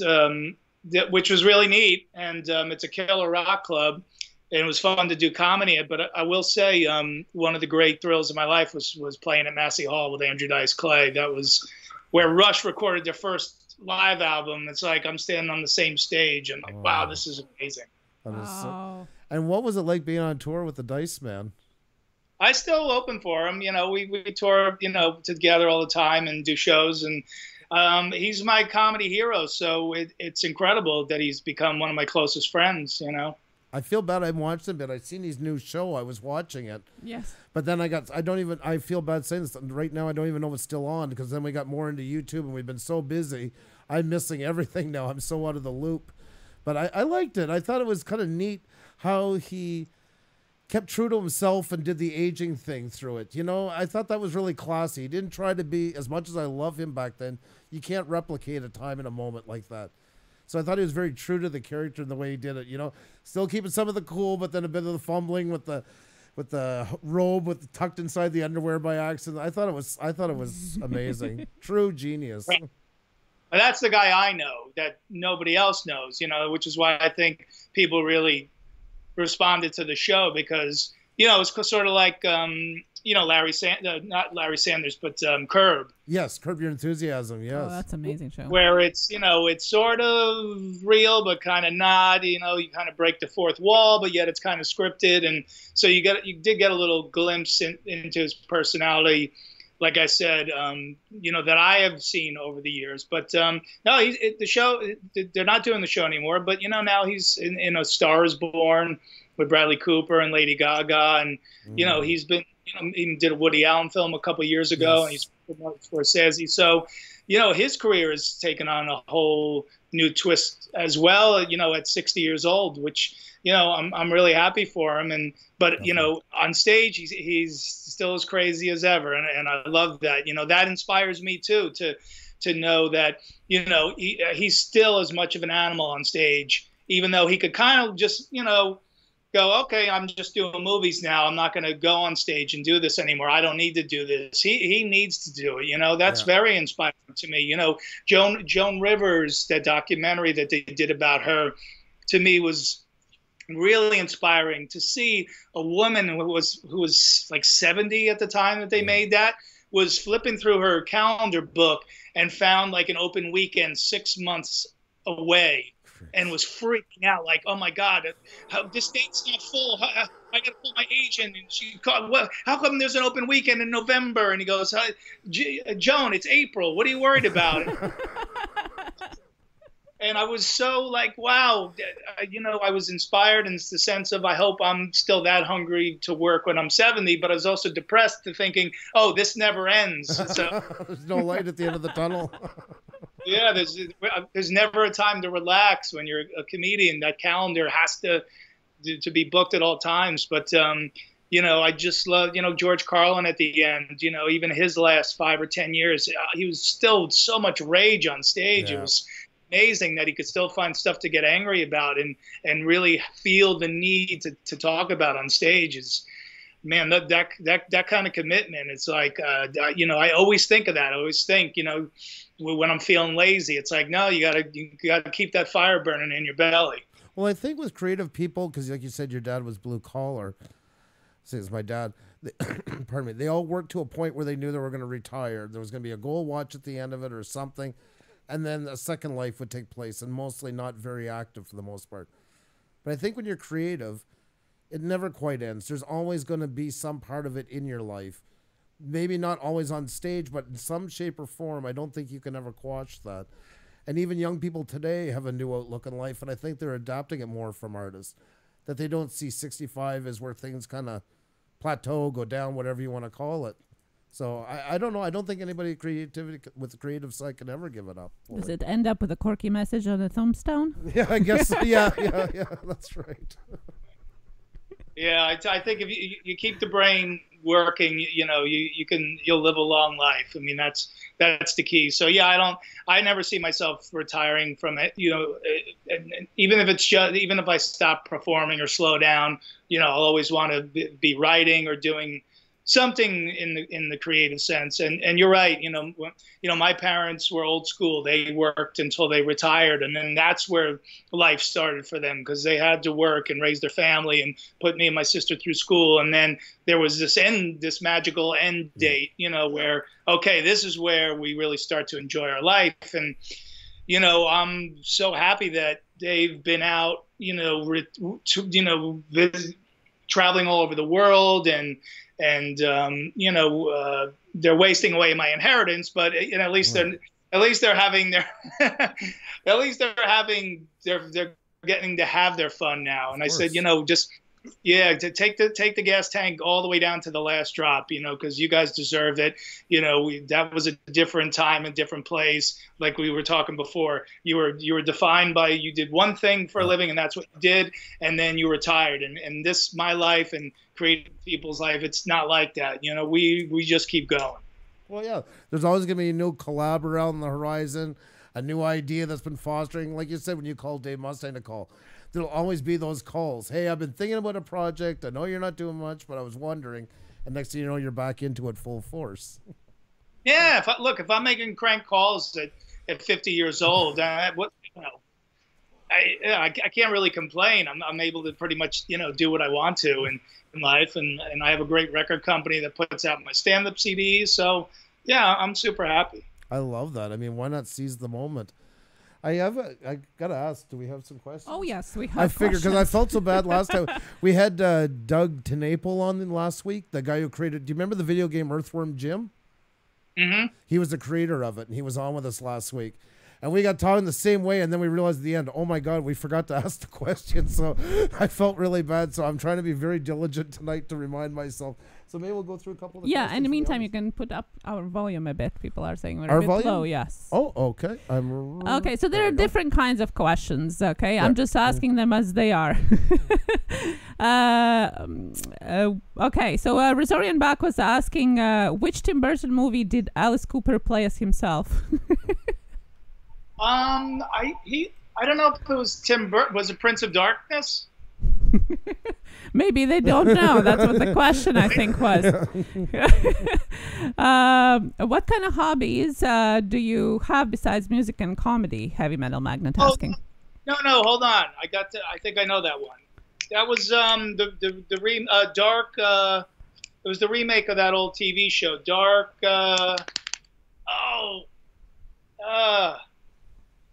It's escaping me now. It wasn't Prince of Darkness. It was with Johnny Depp, and it'll come to me. Go ahead, next. It is gonna come at the middle of the night sometime. So yeah, Heavy Metal Magnet was asking, what kind of hobbies do you have besides music and comedy? Dark Shadows, everybody's saying, by the way. Oh. What's that? Everybody's saying Dark Shadows. Dark Shadows, that's right. Yeah, okay. I knew it was dark something. Hobbies, riding my bike. Reading. Yeah. Big reader. Read, yeah. Any certain genre that you like particularly, or writer, or? Yeah, I mean, I kind of split between rock biographies and autobiographies, and then literature, depending on what kind of phase I'm going through. Sometimes I'm in a Bukowski phase. Sometimes I'm in a Jim Thompson phase. Sometimes I'm into Shakespeare. Just, it depends. But yeah, I definitely read a lot of biographies and autobiographies as well. Having had so much experience with so many different people across your lifetime, have you thought of doing your own book? Yeah. I did write a joke book called "You Might Be a Metalhead." But like, that's great. I love that. That's good. But like autobiography, kind of memoir style thing. No. No, I don't. I don't think my life's all that interesting. So. Wow. I don't know. You're very humble, I must say. I was going to say some sort of like manifesto on living life, I think would be really great for you. I think a lot of people could use your motivation. You just eventually, as you get older, you finally learn some good lessons over the years, and you try to stick by. And I'm also just very grateful for all the things that I've had in my life. So, I think if I write something else, if I write another book, it'll just be something to make people laugh. Nice. Awesome. The Bone Daddy was asking, what's your guitar brand of choice? Well, behind me on the wall is, you can see there, I have a metal blade guitar there. I collect a bunch of,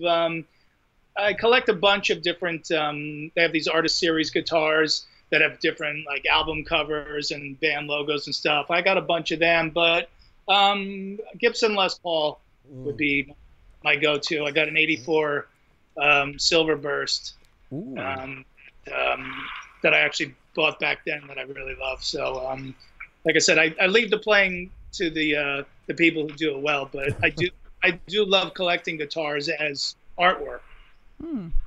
Awesome. Nice. Love your choice of guitar, by the way. Hoots was asking, kind of goes with what I was going to ask you too. Have you thought about developing more something around your YouTube channel? I know you have it, but have you thought of actually going more into that, like, I don't know, goofing around or skits or anything like that on YouTube platform?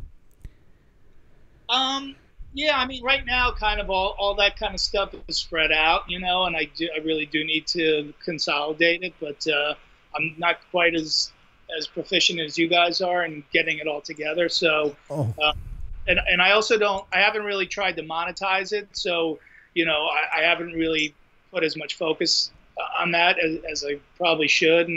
But I definitely need some help with doing that. You know, I'm not, like I said, sometimes I'm very technologically challenged. Well, I think you have us on Twitter now. If you do, don't be shy to DM us. If there's any questions, don't be shy. If we can help anyway, just let us know. So we have the expression here, everybody has blue wrenches. They're all mods because we're all in it together. It's kind of a co-op.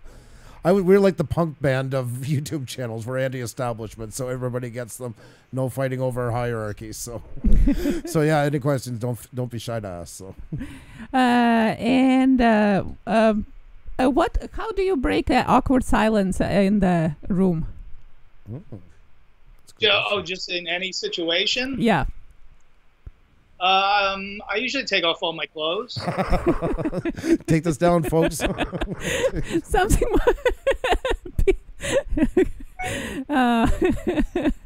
Is there another alternative to that? Plan B. Plan B. You know what? I think I could pretty much talk to anybody. You know, so you know, I've gone through it. You know, with the fathers of girlfriends over the years, you know, I just figure, like, you know, if you could talk sports, you could talk pretty much with any guy, which is good. And I don't know, I just try to find, I find, you know, people find what I do really interesting and fascinating and like to ask a lot of questions. But I find it the opposite. I don't find what I do all that exciting. So if I find, you know, I'll ask them, hey, so what do you do? And they'll say, and I'll really be engaged with, you know, I met a guy after a show, and he was a milk farmer. I sat with that guy for 2 hours and talked with him about milk farming. I was fascinated by it. And he kept trying to ask me questions. I go, forget about that. You're telling me you get up at 5 and then you go out, and then how do you get the milk into the silo? And then what's pasteurization? I was totally into it. So I think it's just like, you know, engage with people and really listen to them, and, you know, you might learn something. You gave the exact same answer as last week with Doug. Yes. The Doug that we were telling you about a moment ago, he's like pitched for Steven Spielberg, can talk about being inside his house and that. He gave the identical answer to you. You can go and play the video back, and you'll hear him say that he finds other people more interesting than what he does. And he likes to, like you just said, you know, the guy that like does assembly line work and has some sort, or like the cow, like milking cattle and that. Yeah, it's just weird. You guys have the exact identical answer. Oh, so great. Material. No, I just think that's interesting. I'm wondering if that, just as a silent, I'll not do really too long. Is that maybe more common with people than we realize in the show business areas and stuff like that, that they find other people more interesting than we realize? Yeah, I think so. You know, because, you know, even musicians, like you've been backstage at shows. There's nothing going on back there. But it's the theater of the mind for people who aren't going backstage. I have to get backstage. I must get backstage. It's life or death. Backstage and be part of backstage and all the things that go on backstage. And then you get backstage and it's like 5 guys sitting around talking in a room. Yeah, half the time you would see them and there's like an old coffee pot in the corner and everything's temporary, like awful furniture. And so it's a bit of a myth. I mean, it goes back to the 70s and people still think that kind of going on the wild, like swinging from like Tarzan, it don't happen. It's very regimented. So it's believe me, I really do find other people way more interesting. I had a made a promise to somebody, a set of guys in here, 21090 Brewing. I just was gonna say, they're three guys. Three guys. They started a new channel and they brew beer online. They're absolutely phenomenal. They From just Baltimore. Baltimore, that's right. And they make a beer, even have a Def Leppard beer they just made. And they're huge, of course, 80s guys. And they're dying to know what you think of Kix, the band. Oh, great. You know, I've been a Kix fan forever, and I just hosted a festival down in Florida that they headlined. And, you know, they're just a band that it's so amazing that they're still great 35 years later, still at the top of their game. No slowing down whatsoever. So they're just one of those bands that still puts on this magical show. They've found the fountain of youth in Baltimore. That's true. I see their live videos they're doing recently, and man, they're still hitting the notes and stuff like that. It's like, wow, you guys really kept it together. You know, some bands you hear them today, and it's like, I love yous, but at your time, and it's hard because that was a lot of high octaves that are just hard to hit when you're 55 years old anymore. It's just natural to go that way. So that's what Brian Johnson from AC/DC said on our TV show. He's like, you know, and Mutt Lange told him to start singing everything on Back in Black way up here. He's like, I didn't think 35 years later I'd still be having to sing these songs. It's hard on the vocals. It's a push. Yeah, but those guys haven't missed a beat. They're still and they're super humble and down to earth too, and I think that helps. Really? I've never had a chance to meet any from them. They're really humble? Yeah, the Kix guys? Yeah. For sure, yeah. They're a cool band. We also talked with them, too, about Jackal. I always still think of the Chainsaw solo. I'll never forget that. I think everybody in the 80s has that somewhere implanted in their brain. What about Kip Winger? I'm sure, spent some time with them. What did you think of Kip Winger? I'm curious. Yeah, no, Kip is, you know, Winger still tours, and they were... You know, I do this cruise every year called the Monsters of Rock Cruise. That's why I was asking. I wanted to get into that. And they're, you know, if it's not the band Winger, it's Kip doing, you know, solo or whatever. And he and I host a casino night together every year. And he could definitely be a stand-up comic. He's got a wicked sense of humor, you know. So I like the guy. He's another guy that has been able to do all the things he's wanted to do. You know, he's had this longevity with this rock band, but he also was nominated for a Grammy for his classical music compositions. So, you know, he's a guy that's been able to branch out and do his own thing too. So I got a lot of respect for that.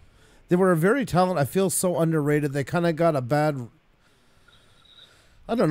spot. I feel it wasn't fair what they were put into because they were way more talented than people gave them credit for, and everything was about him tearing off his shirt and nothing for the, like, I mean, Rob Morgenstein, of course, he's still, I think, teaching percussion at Berkeley, if I'm not mistaken. He's the only one of the band that I have met, but they were all Red Beach and those guys. I mean, Red Beach has been going forever and that, and Red Beach is very funny. I think he's one of the few musicians that can actually show, because most musicians were very geeky growing up. That's why they're good musicians. They didn't have girlfriends taking them everywhere. They had 17 hours a day in the room to practice. But Red Beach, when you see him in an interview, he's always got that bit like, that little bit you can still coming up when he laughs. And I think he's such an interesting character and like beyond talented. Like one of my favorite guitarists of the 80s. Yeah, he's amazing. Him and... oh my God, Vito Bratta is probably one of my favorites, I think. Yeah, and he stopped. You know, he wasn't getting any joy out of it. Which, hey, that happens. You know, if you lose the joy of what you're doing, then yeah, maybe it is time to move on from it. You know, and because you can get stuck in ruts in the creative world. You know, because your career always is going to have ebbs and flows, and if you can't handle that, you know, and you kind of just get stuck in this place where it's just not enjoyable anymore, then why do it? You know, and back even when he stopped playing, you know, he didn't want to deal with the politics and the business end of the music business and this comedy. You know, you got to deal with the business end of it, and you got to deal with the highs and lows. And when it's low, it can, you know, you could get really down and lose your focus and your motivation. But you know, that's why I try to keep an even keel. You know, that's a really good way to get through it, is you don't get too high, you don't get too low. You know, that way you're never, you know, too charged up, but you're never too disappointed. It's just sort of like, you know what, we're down now. It's slow now, but you know, it's going to pick up again, and everything will be cool. That is very true, because the further the spike up or down is equally as dangerous to lose yourself into. Yeah. And I mean, you've dealt in an industry of musicians from that era that you cover. Many of them seen them ultimate highs and those ultimate lows. And a lot of them had a rough time. I mean, I'm not telling you, you know all too well what a lot of them went through. It's pretty devastating. Yeah. I think of Sebastian Bach when he was on that TV show. You remember they were making a super band again, and he was into it. And I forget now, Ted Nugent. I think it was a weird mix-up. And they were trying to get him to cut his hair, and he finally said, I don't want to, but she was just combing it. And he had this moment, he said, you know how much this means to me? He goes, it's been, I think he said at the time, 17 years since somebody did my hair for me? And you could see him like so fond, like all the memories come back when they were actually, you know, at that height, they had people doing that. And we could sit there and say, well, just comb your own damn hair and get over it. But it is hard. It is hard sometimes, you know, when you've seen the big lows after the big highs. And you could really see it in his eyes. Like, I almost thought he was going to go into tears at one point over it. It meant that much to him. He's an interesting character. You've spent time with him, right? He is definitely a character for sure, yeah. But you make a good point, which is some of these musicians and bands were playing, you know, arenas in the 80s, and now they're playing clubs for 300-400 people. That's the nature of the beast. If that doesn't satisfy you, then, you know, a lot of people have dropped off the scene. But a lot of guys like Sebastian, they live for the thrill of being up in front of people. So it's only 500 people, so be it. But he'll go out on stage and perform like it's, you know, 20,000. Doesn't let the audience down. No, because it doesn't matter. You know, I say the same thing with comedy. Is like, if there's 10 people in the audience or 2,000, it's the same show, because they still, the 10 people paid the same amount as the 2,000 people paid. Why do they get less of a show? That doesn't make any sense. We get that here, and I see this in live stream, because I'm just trying to keep some correlation for everybody that they pick up some points here tonight, because there's a lot of great information that ties in directly what all we do. And I've seen people do the thing of, well, I was going to go another 20 minutes, but there's only 10 people in here. No, either end it off if you really need to, or say, I got 10 of you in here, thank you for being here, and give them everything you got. Nobody's going to spread the word around, yeah, it was pretty good. He looked pretty miserable and kind of couldn't wait for us to leave. And yeah, you should go check him out. Same with the band or stand-up comedy or anything is like that. I'm sure his comedy, especially when you were starting, you had to do that a lot too, smaller crowds, and really win them over to get to where you were. Yeah, and you can't let your mood affect your performance. You know, whatever's going on, the minute your foot steps on that stage, you are there 100%, and you're there ready to work, and that's it. You know, you can't bring your bad mood on stage, and if you do, you got to channel into positive energy. That's it. You know, it's got to be you can't. Nobody in the audience cares you had a bad day. Nobody cares if you're hurting. They're there to see your performance, and that's your job. The minute you get off stage, you can go right back into your miserable mood or wherever you were before. But for that amount of time, whatever it is, the hour or 90 minutes, so that's the time to get out there and show people what you got. I've seen Gary Sharon with his foot broken. He wasn't supposed to fly. Flew all the way to L.A. for the NAMM show to play at the Hard Rock Cafe. That was the first time they all got back together in, 10 years. Like, I mean, he was in pain. I mean, we're talking broken foot. And that light went on when that door opened. I mean, it's the Hard Rock Cafe. It's nice. It's in L.A., but it's not the grandest place in the world. But he went out, and it was just like they had been playing for, like from 25 years ago. And when he came back in, he collapsed when he walked through the back doors again. But when he went on, you would never guess that man had anything wrong with his body whatsoever. And that must have been a hard set to pull off. But passion for the gig, I guess. Your adrenaline. Yes. I got to is there any more audio questions, hon? I forgot. Well, I have a last question. If from the people that have passed away and you haven't got a chance to get an interview with during your time at the metal show, is there anybody that you would have liked to? You're saying that people have passed away? Yeah, that you never got the chance to have an interview with. Boy, I'm trying to. We've lost so many people over the last couple of years. I'm trying to think if there's anybody specifically that we lost. You can name 2 or 3 if you want, whatever is easier for you. Yeah, I'm just having trouble coming up with a name. There's, I mean, obviously there's artists we didn't get to interview who are still alive. You know, we never got to interview Eddie Van Halen or David Lee Roth. You know, we never had Ozzy on our show. We never had Gene and Paul from Kiss on. So there were some notable people that we never had on. As far as people who have passed since that we never had on, I can't really think of anybody off the top of my head. Mm-hmm. I worked with Paul Stanley when he was with Washburn, because, you know, Paul Stanley every year he endorses it, or sometimes multiple times. It was a great, because you said you're collecting the guitar with the album covers on there. His thing was to make 4 electric guitars, and if you bought all 4, there was a piece of a poster.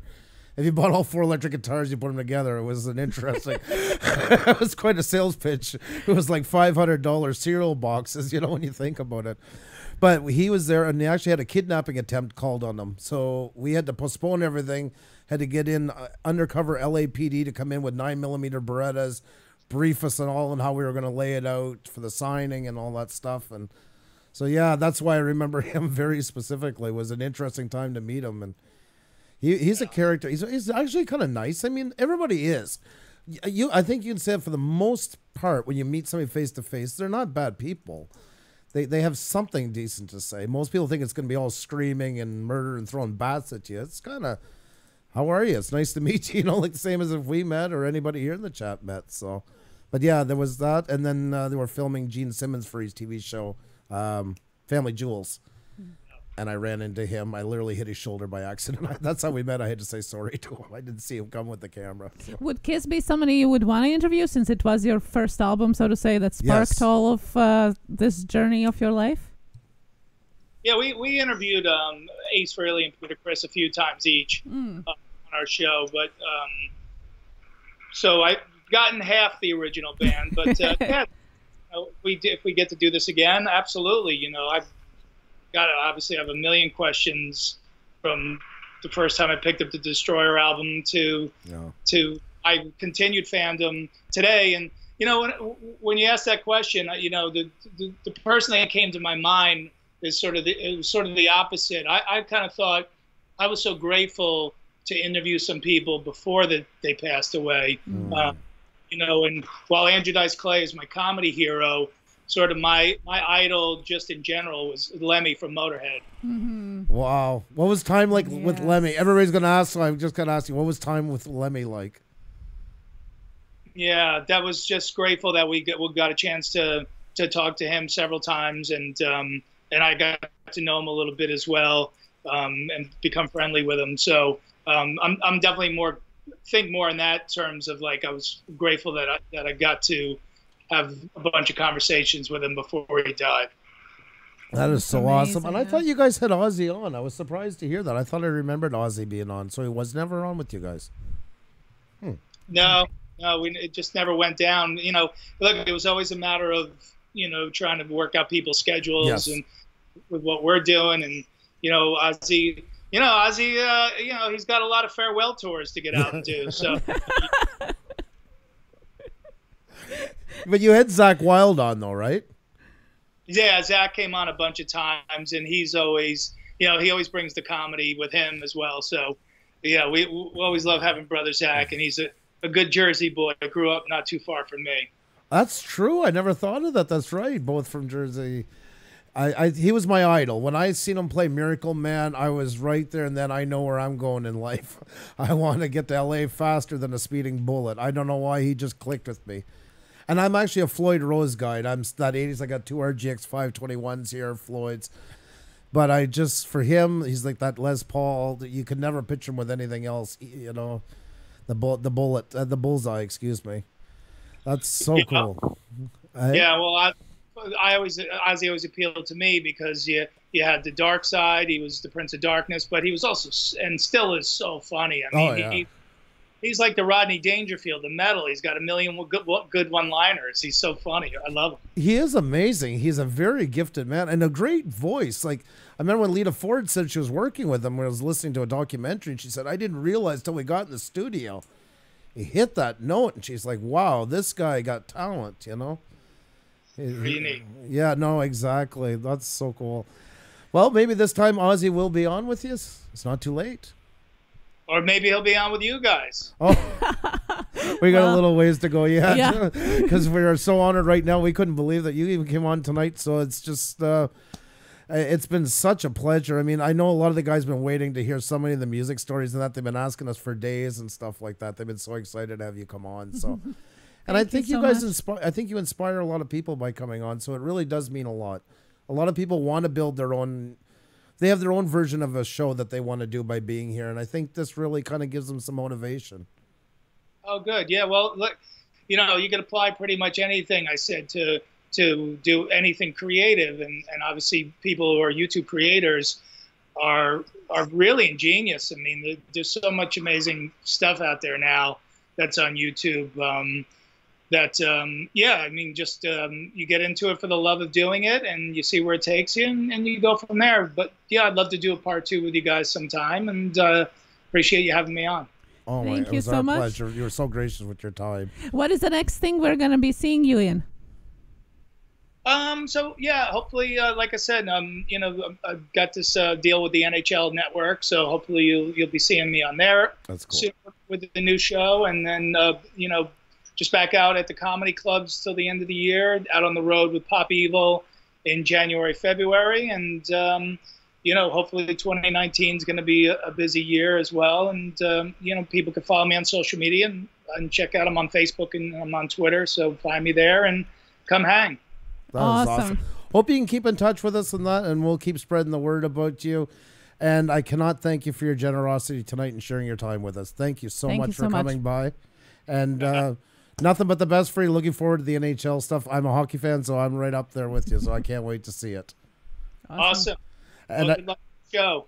We'll maybe see you in Montreal soon, so please keep in touch. We'd love to have you up. So will do. Take care. You. Thanks so much for coming. Bye. Be well now. Have a good night. Wow. Yeah. That was awesome. And yes, guys, all the social media and the website of Don is available in the description of this video. So go and follow him on Twitter, on Facebook. Check out his webpage. He also has his own fan page on Facebook as well. So go and join that. It's really awesome. Yeah. It's I can't believe this. Oh I my know. God. I want to say thank you to each and every Thank one you. of you guys that's given us the opportunity to do stuff like this. And I truly mean that from the bottom of my heart. Without you guys, we could never do anything like this. And just know that we're going to keep trying to bring more stuff. And we're mixing it up, guys. We're getting channels from all different genres and stuff. The basic thing is interesting stories. And there's lots more to come in the future. And this is just the beginning. This is really cool. I'm really... Thank you so much for this opportunity to be able to do so. Yes, John, what does he want to call now? What is it? Gene Bear? Yeah, Gene Bear now. It is Gene Bear, Yeah. 2G. Paul Brown, yes, we're going to start working. We are going to start working on it. Patience. Ian Boucher, you see there, we went to high school together. We lived side by side in Montreal and stuff. I'm so glad you could make it here tonight for that. That was... That was really cool. In Quebec, that's right here, Vinceland. You're both Montrealers. Yep, that's right. That's right. That was so amazing, and I find that lots of things that Don was saying is so applicable to us YouTubers here. You know, about listening to the audience and being our own creatives. You know, organizing our work and lots of things. I kept thinking to the same conversations we had with you guys about being creative and about building the channels. And he's right. It is a creation process, you know, so it is applicable to comedy, to music, and to being a YouTuber, no matter what your category of the channel is. Yeah. I loved it. And guys, we are trying to introduce you to many different creatives by blurring lines between the creatives with YouTube channels that maybe have a couple hundred subscribers or even less, and people in show business and people that have thousands of subscribers, to show you that it doesn't matter what your status is. It doesn't matter what your count is. We all are humans here. That's right. What we all are here about, and we all have a story to tell and to support each other and inspire to create more. JCTV, Don was fantastic. Yeah, no, and thank you so much. It was so great to have you here. And hey, Joe, Danny Black will be on Wednesday night, and we're so looking forward to that. Yes. And that's why we mentioned, guys, Steph Opal, who's in here, who is, yes, the ex-wife singer of Pantera. And this shows you how people are all to these channels you don't even realize, and people in real life. People that you might see, and that's why I always say, if you see a channel that has 50 subscribers, check it out. If they have 120, no matter how big you get, check them out. There's amazing things everywhere. I think of communities that I've met by doing that, like the Fishing Magnet community. I love those guys. I think they're so cool. And it was just by checking channels out. So when you're in here and you get all this stuff going on and everybody's like meeting each other, and that's great. I love that. But take advantage of it. Don't just use it as a sub and move on. Really, really take a moment to find out what they're all about, because you never know what's lying underneath there. Every channel that's in here right now, every big channel had the exact same number as you at one point in time. And somebody like Don, a lot of them, Douglas Tenaple that we had on last week, a lot of those guys don't have very big YouTube channels at the moment because they're just growing them because they spend so much time in standard media. That's what's cool about it. So they're facing a lot of the same hurdles that we are in growing. Well, I was going to tell a story about how we got to today. Sure. And we mentioned Juliet at the beginning. I don't know if you guys know, but we had Juliet Miranda as a guest. Well, it all started with me randomly finding her on YouTube. At the time, I think she had 120 subscribers, and was couple of interviews. There's a lot of bourbon reviewing. Yes. But I thought, well, she seems cool. Let's follow and check out what she has. And what I always do, I always check other social medias that are included in the channel.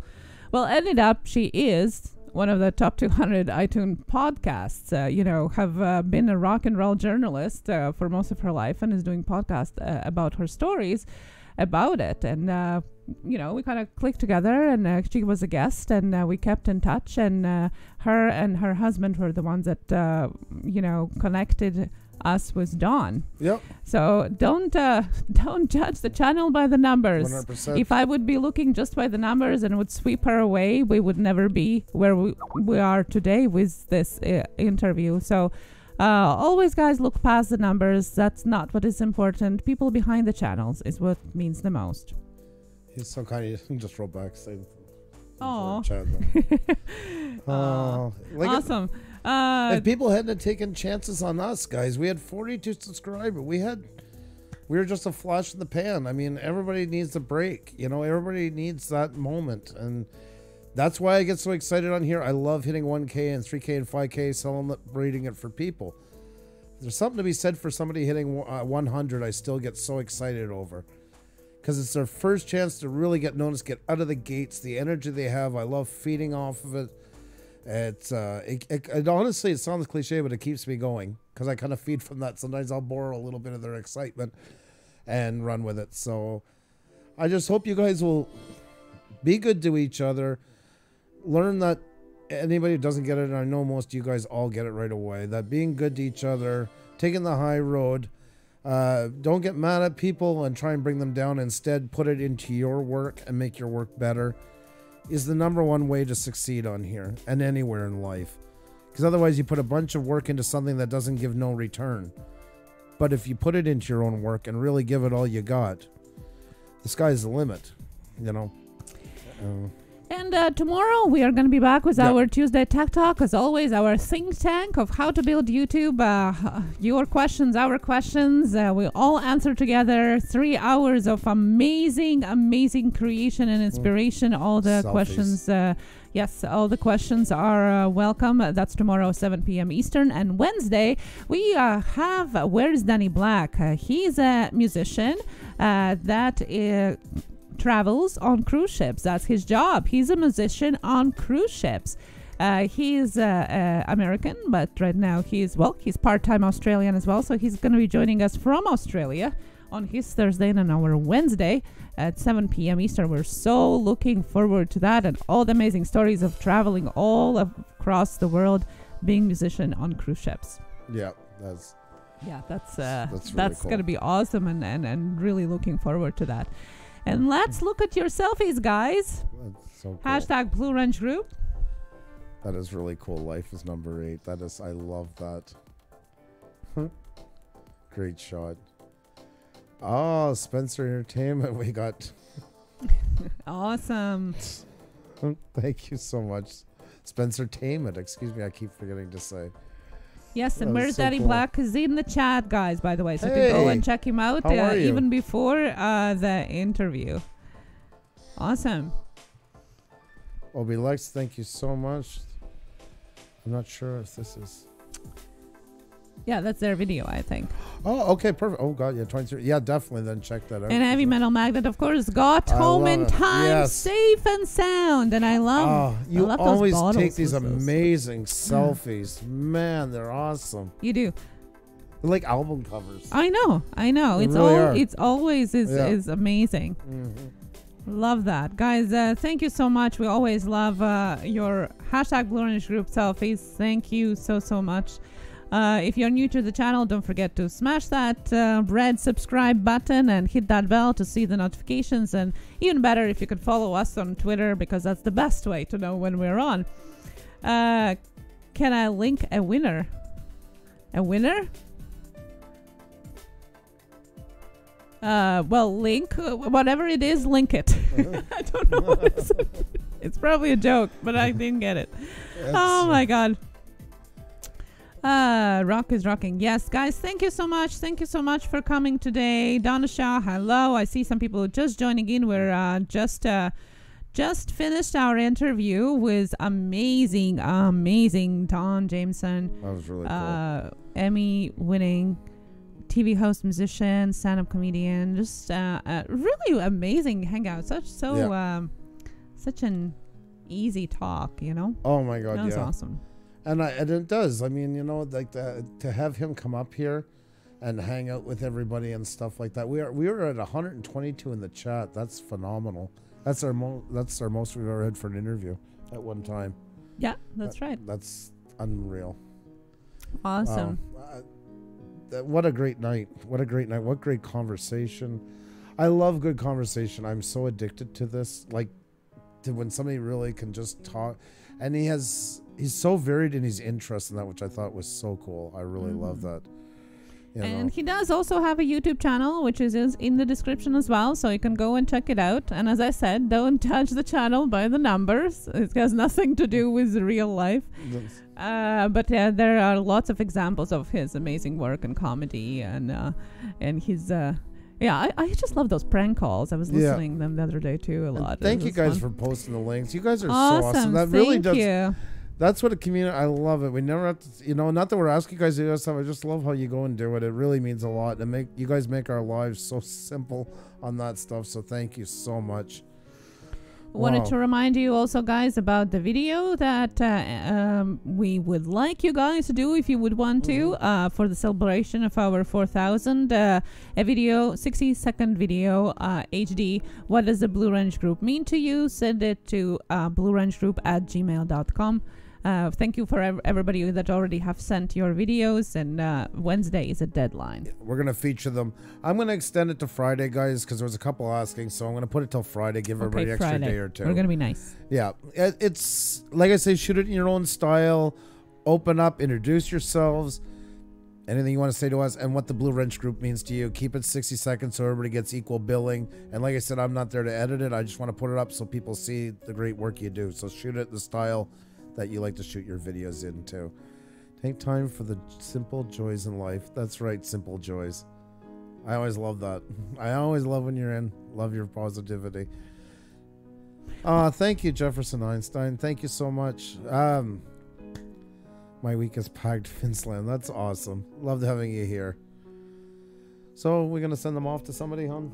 Yes, definitely. And yes, Joey, I opened it up, so I'm going to check it out. Thank you, I'm Crip blown 6. away. Wow. Channel has less than 1,000 subscribers, and the video that Joey sent to us has 51,000 views. So I'll be definitely checking that out. It's really interesting. There's only one video there to begin with. Oh, Heavy Metal Magnet. I'd love to have. Awesome. I'd love to have one from you. I'd love to have one from each and every one of you guys. Show you guys off. Rolling Homestead stopped in on my break to say hi. Isn't that so kind of you?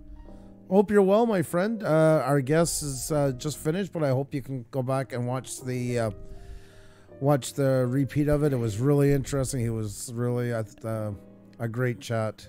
Donna Shaw said she capturing Chris. I hope you release him after too. Yeah. Ian Boucher, hugs to everyone. Hugs to you, my friend. Like I said, guys, that's my high school friend, and we live side by side in Montreal here when we first moved up and stuff like that. Went to college together. So it's really great having you in here tonight. Thank you so much. Okay, let me go check who is on tonight. Yes.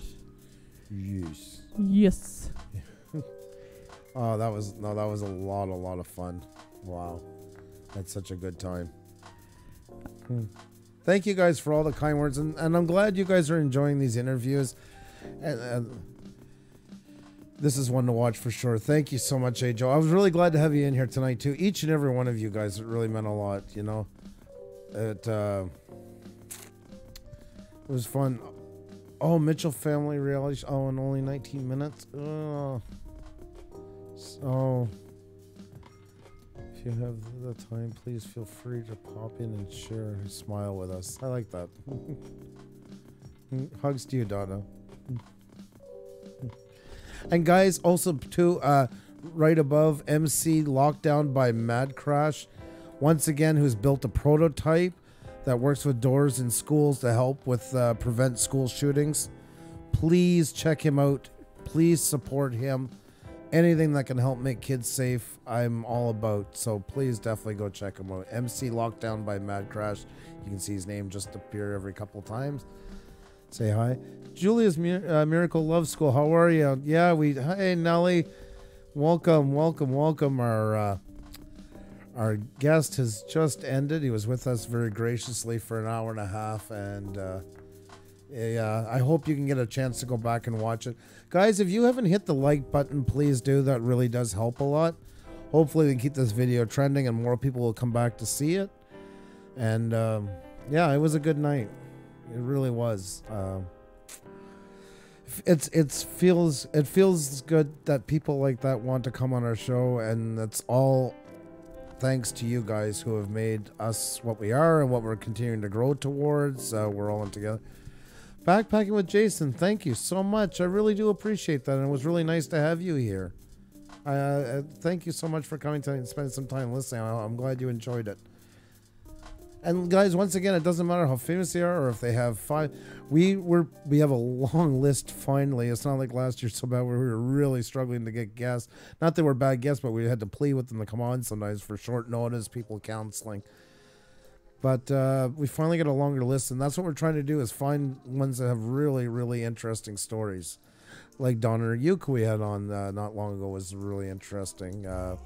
The Nishnash family, Nick Fam TV. Nick Fam TV. That was completely That expression, nishmash. I just went mishmash. Whatever. Now I'm so tongue-tied. Either way, they were awesome. I'm sure they're not gonna mind. They were so fun though.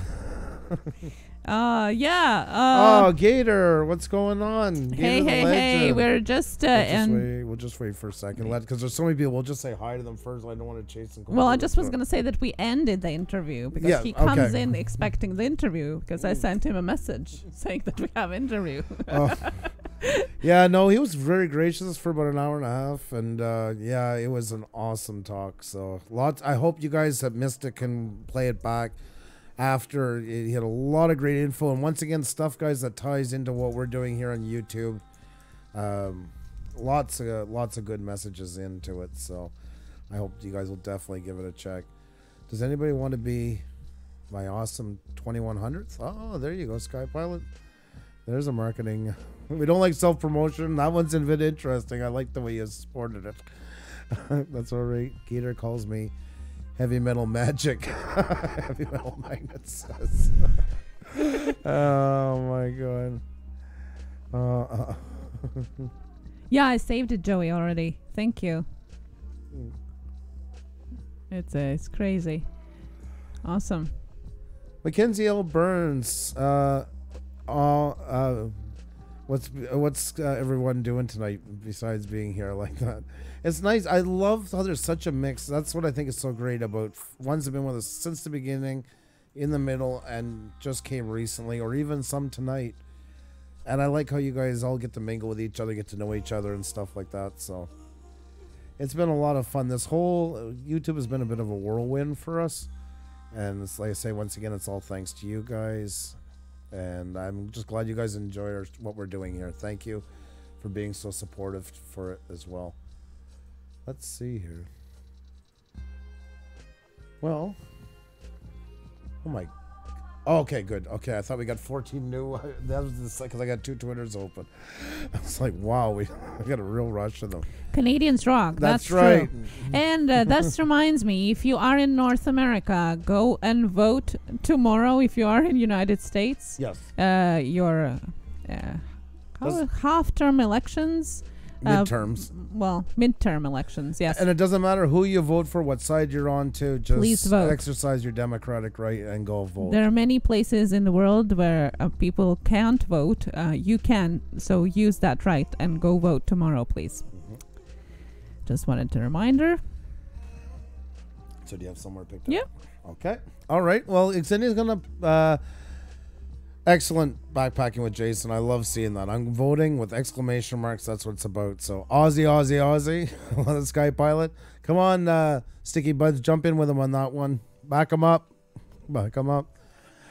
So guys, we're going to give you the link, and hopefully you guys can join over. Once again, that's always like we do, spreading the love, going over to another live stream. Mitchell, they're asking us. I feel bad because they're starting at 9:30. Well, I would love to go there, but you're not live yet. Can you go early? Yeah, can you go a bit early? Go on now. Yeah, if you go on now, we can send them over. It's hard to send over people if you're not on. Well, is it already set up? Because they can just head over to the chat. Yeah, it is set up. It is? All right. Yeah, send them over. Ooh, Jessica doing Jessie makeup. Well, guys, you can't miss that one. There you go.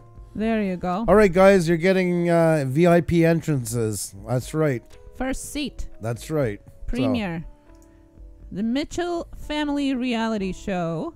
Doing makeup. Ooh. There you go, guys. A chance to meet even more people. Get to enjoy a new channel that you haven't maybe been to yet. And if you have been already, well, that's a great time to go over and visit them. I love that Sticky Buds, oi, oi, oi, and where's Danny Black? Oi, oi, oi, but he's saying it with an American accent. Yes. I can actually picture him saying it. That's why I said that. I can actually, hey, like that. But nonetheless, he's representing an awesome place, and I love that about you, my friend. Can't wait to have you on, Danny. Looking so forward to our conversation. Oh my God, travel is our passion. And we had so much fun with you the other night. You guys the other day, you and Ben. There was I enjoyed that immensely. It ended way, way, way too fast. I hope we get to do it again as well. So. Yeah. Sticky Buds. Oh, Sticky Buds. Sticky Buds, Sticky Buds, Sticky Buds. You know I love you, Sticky Buds.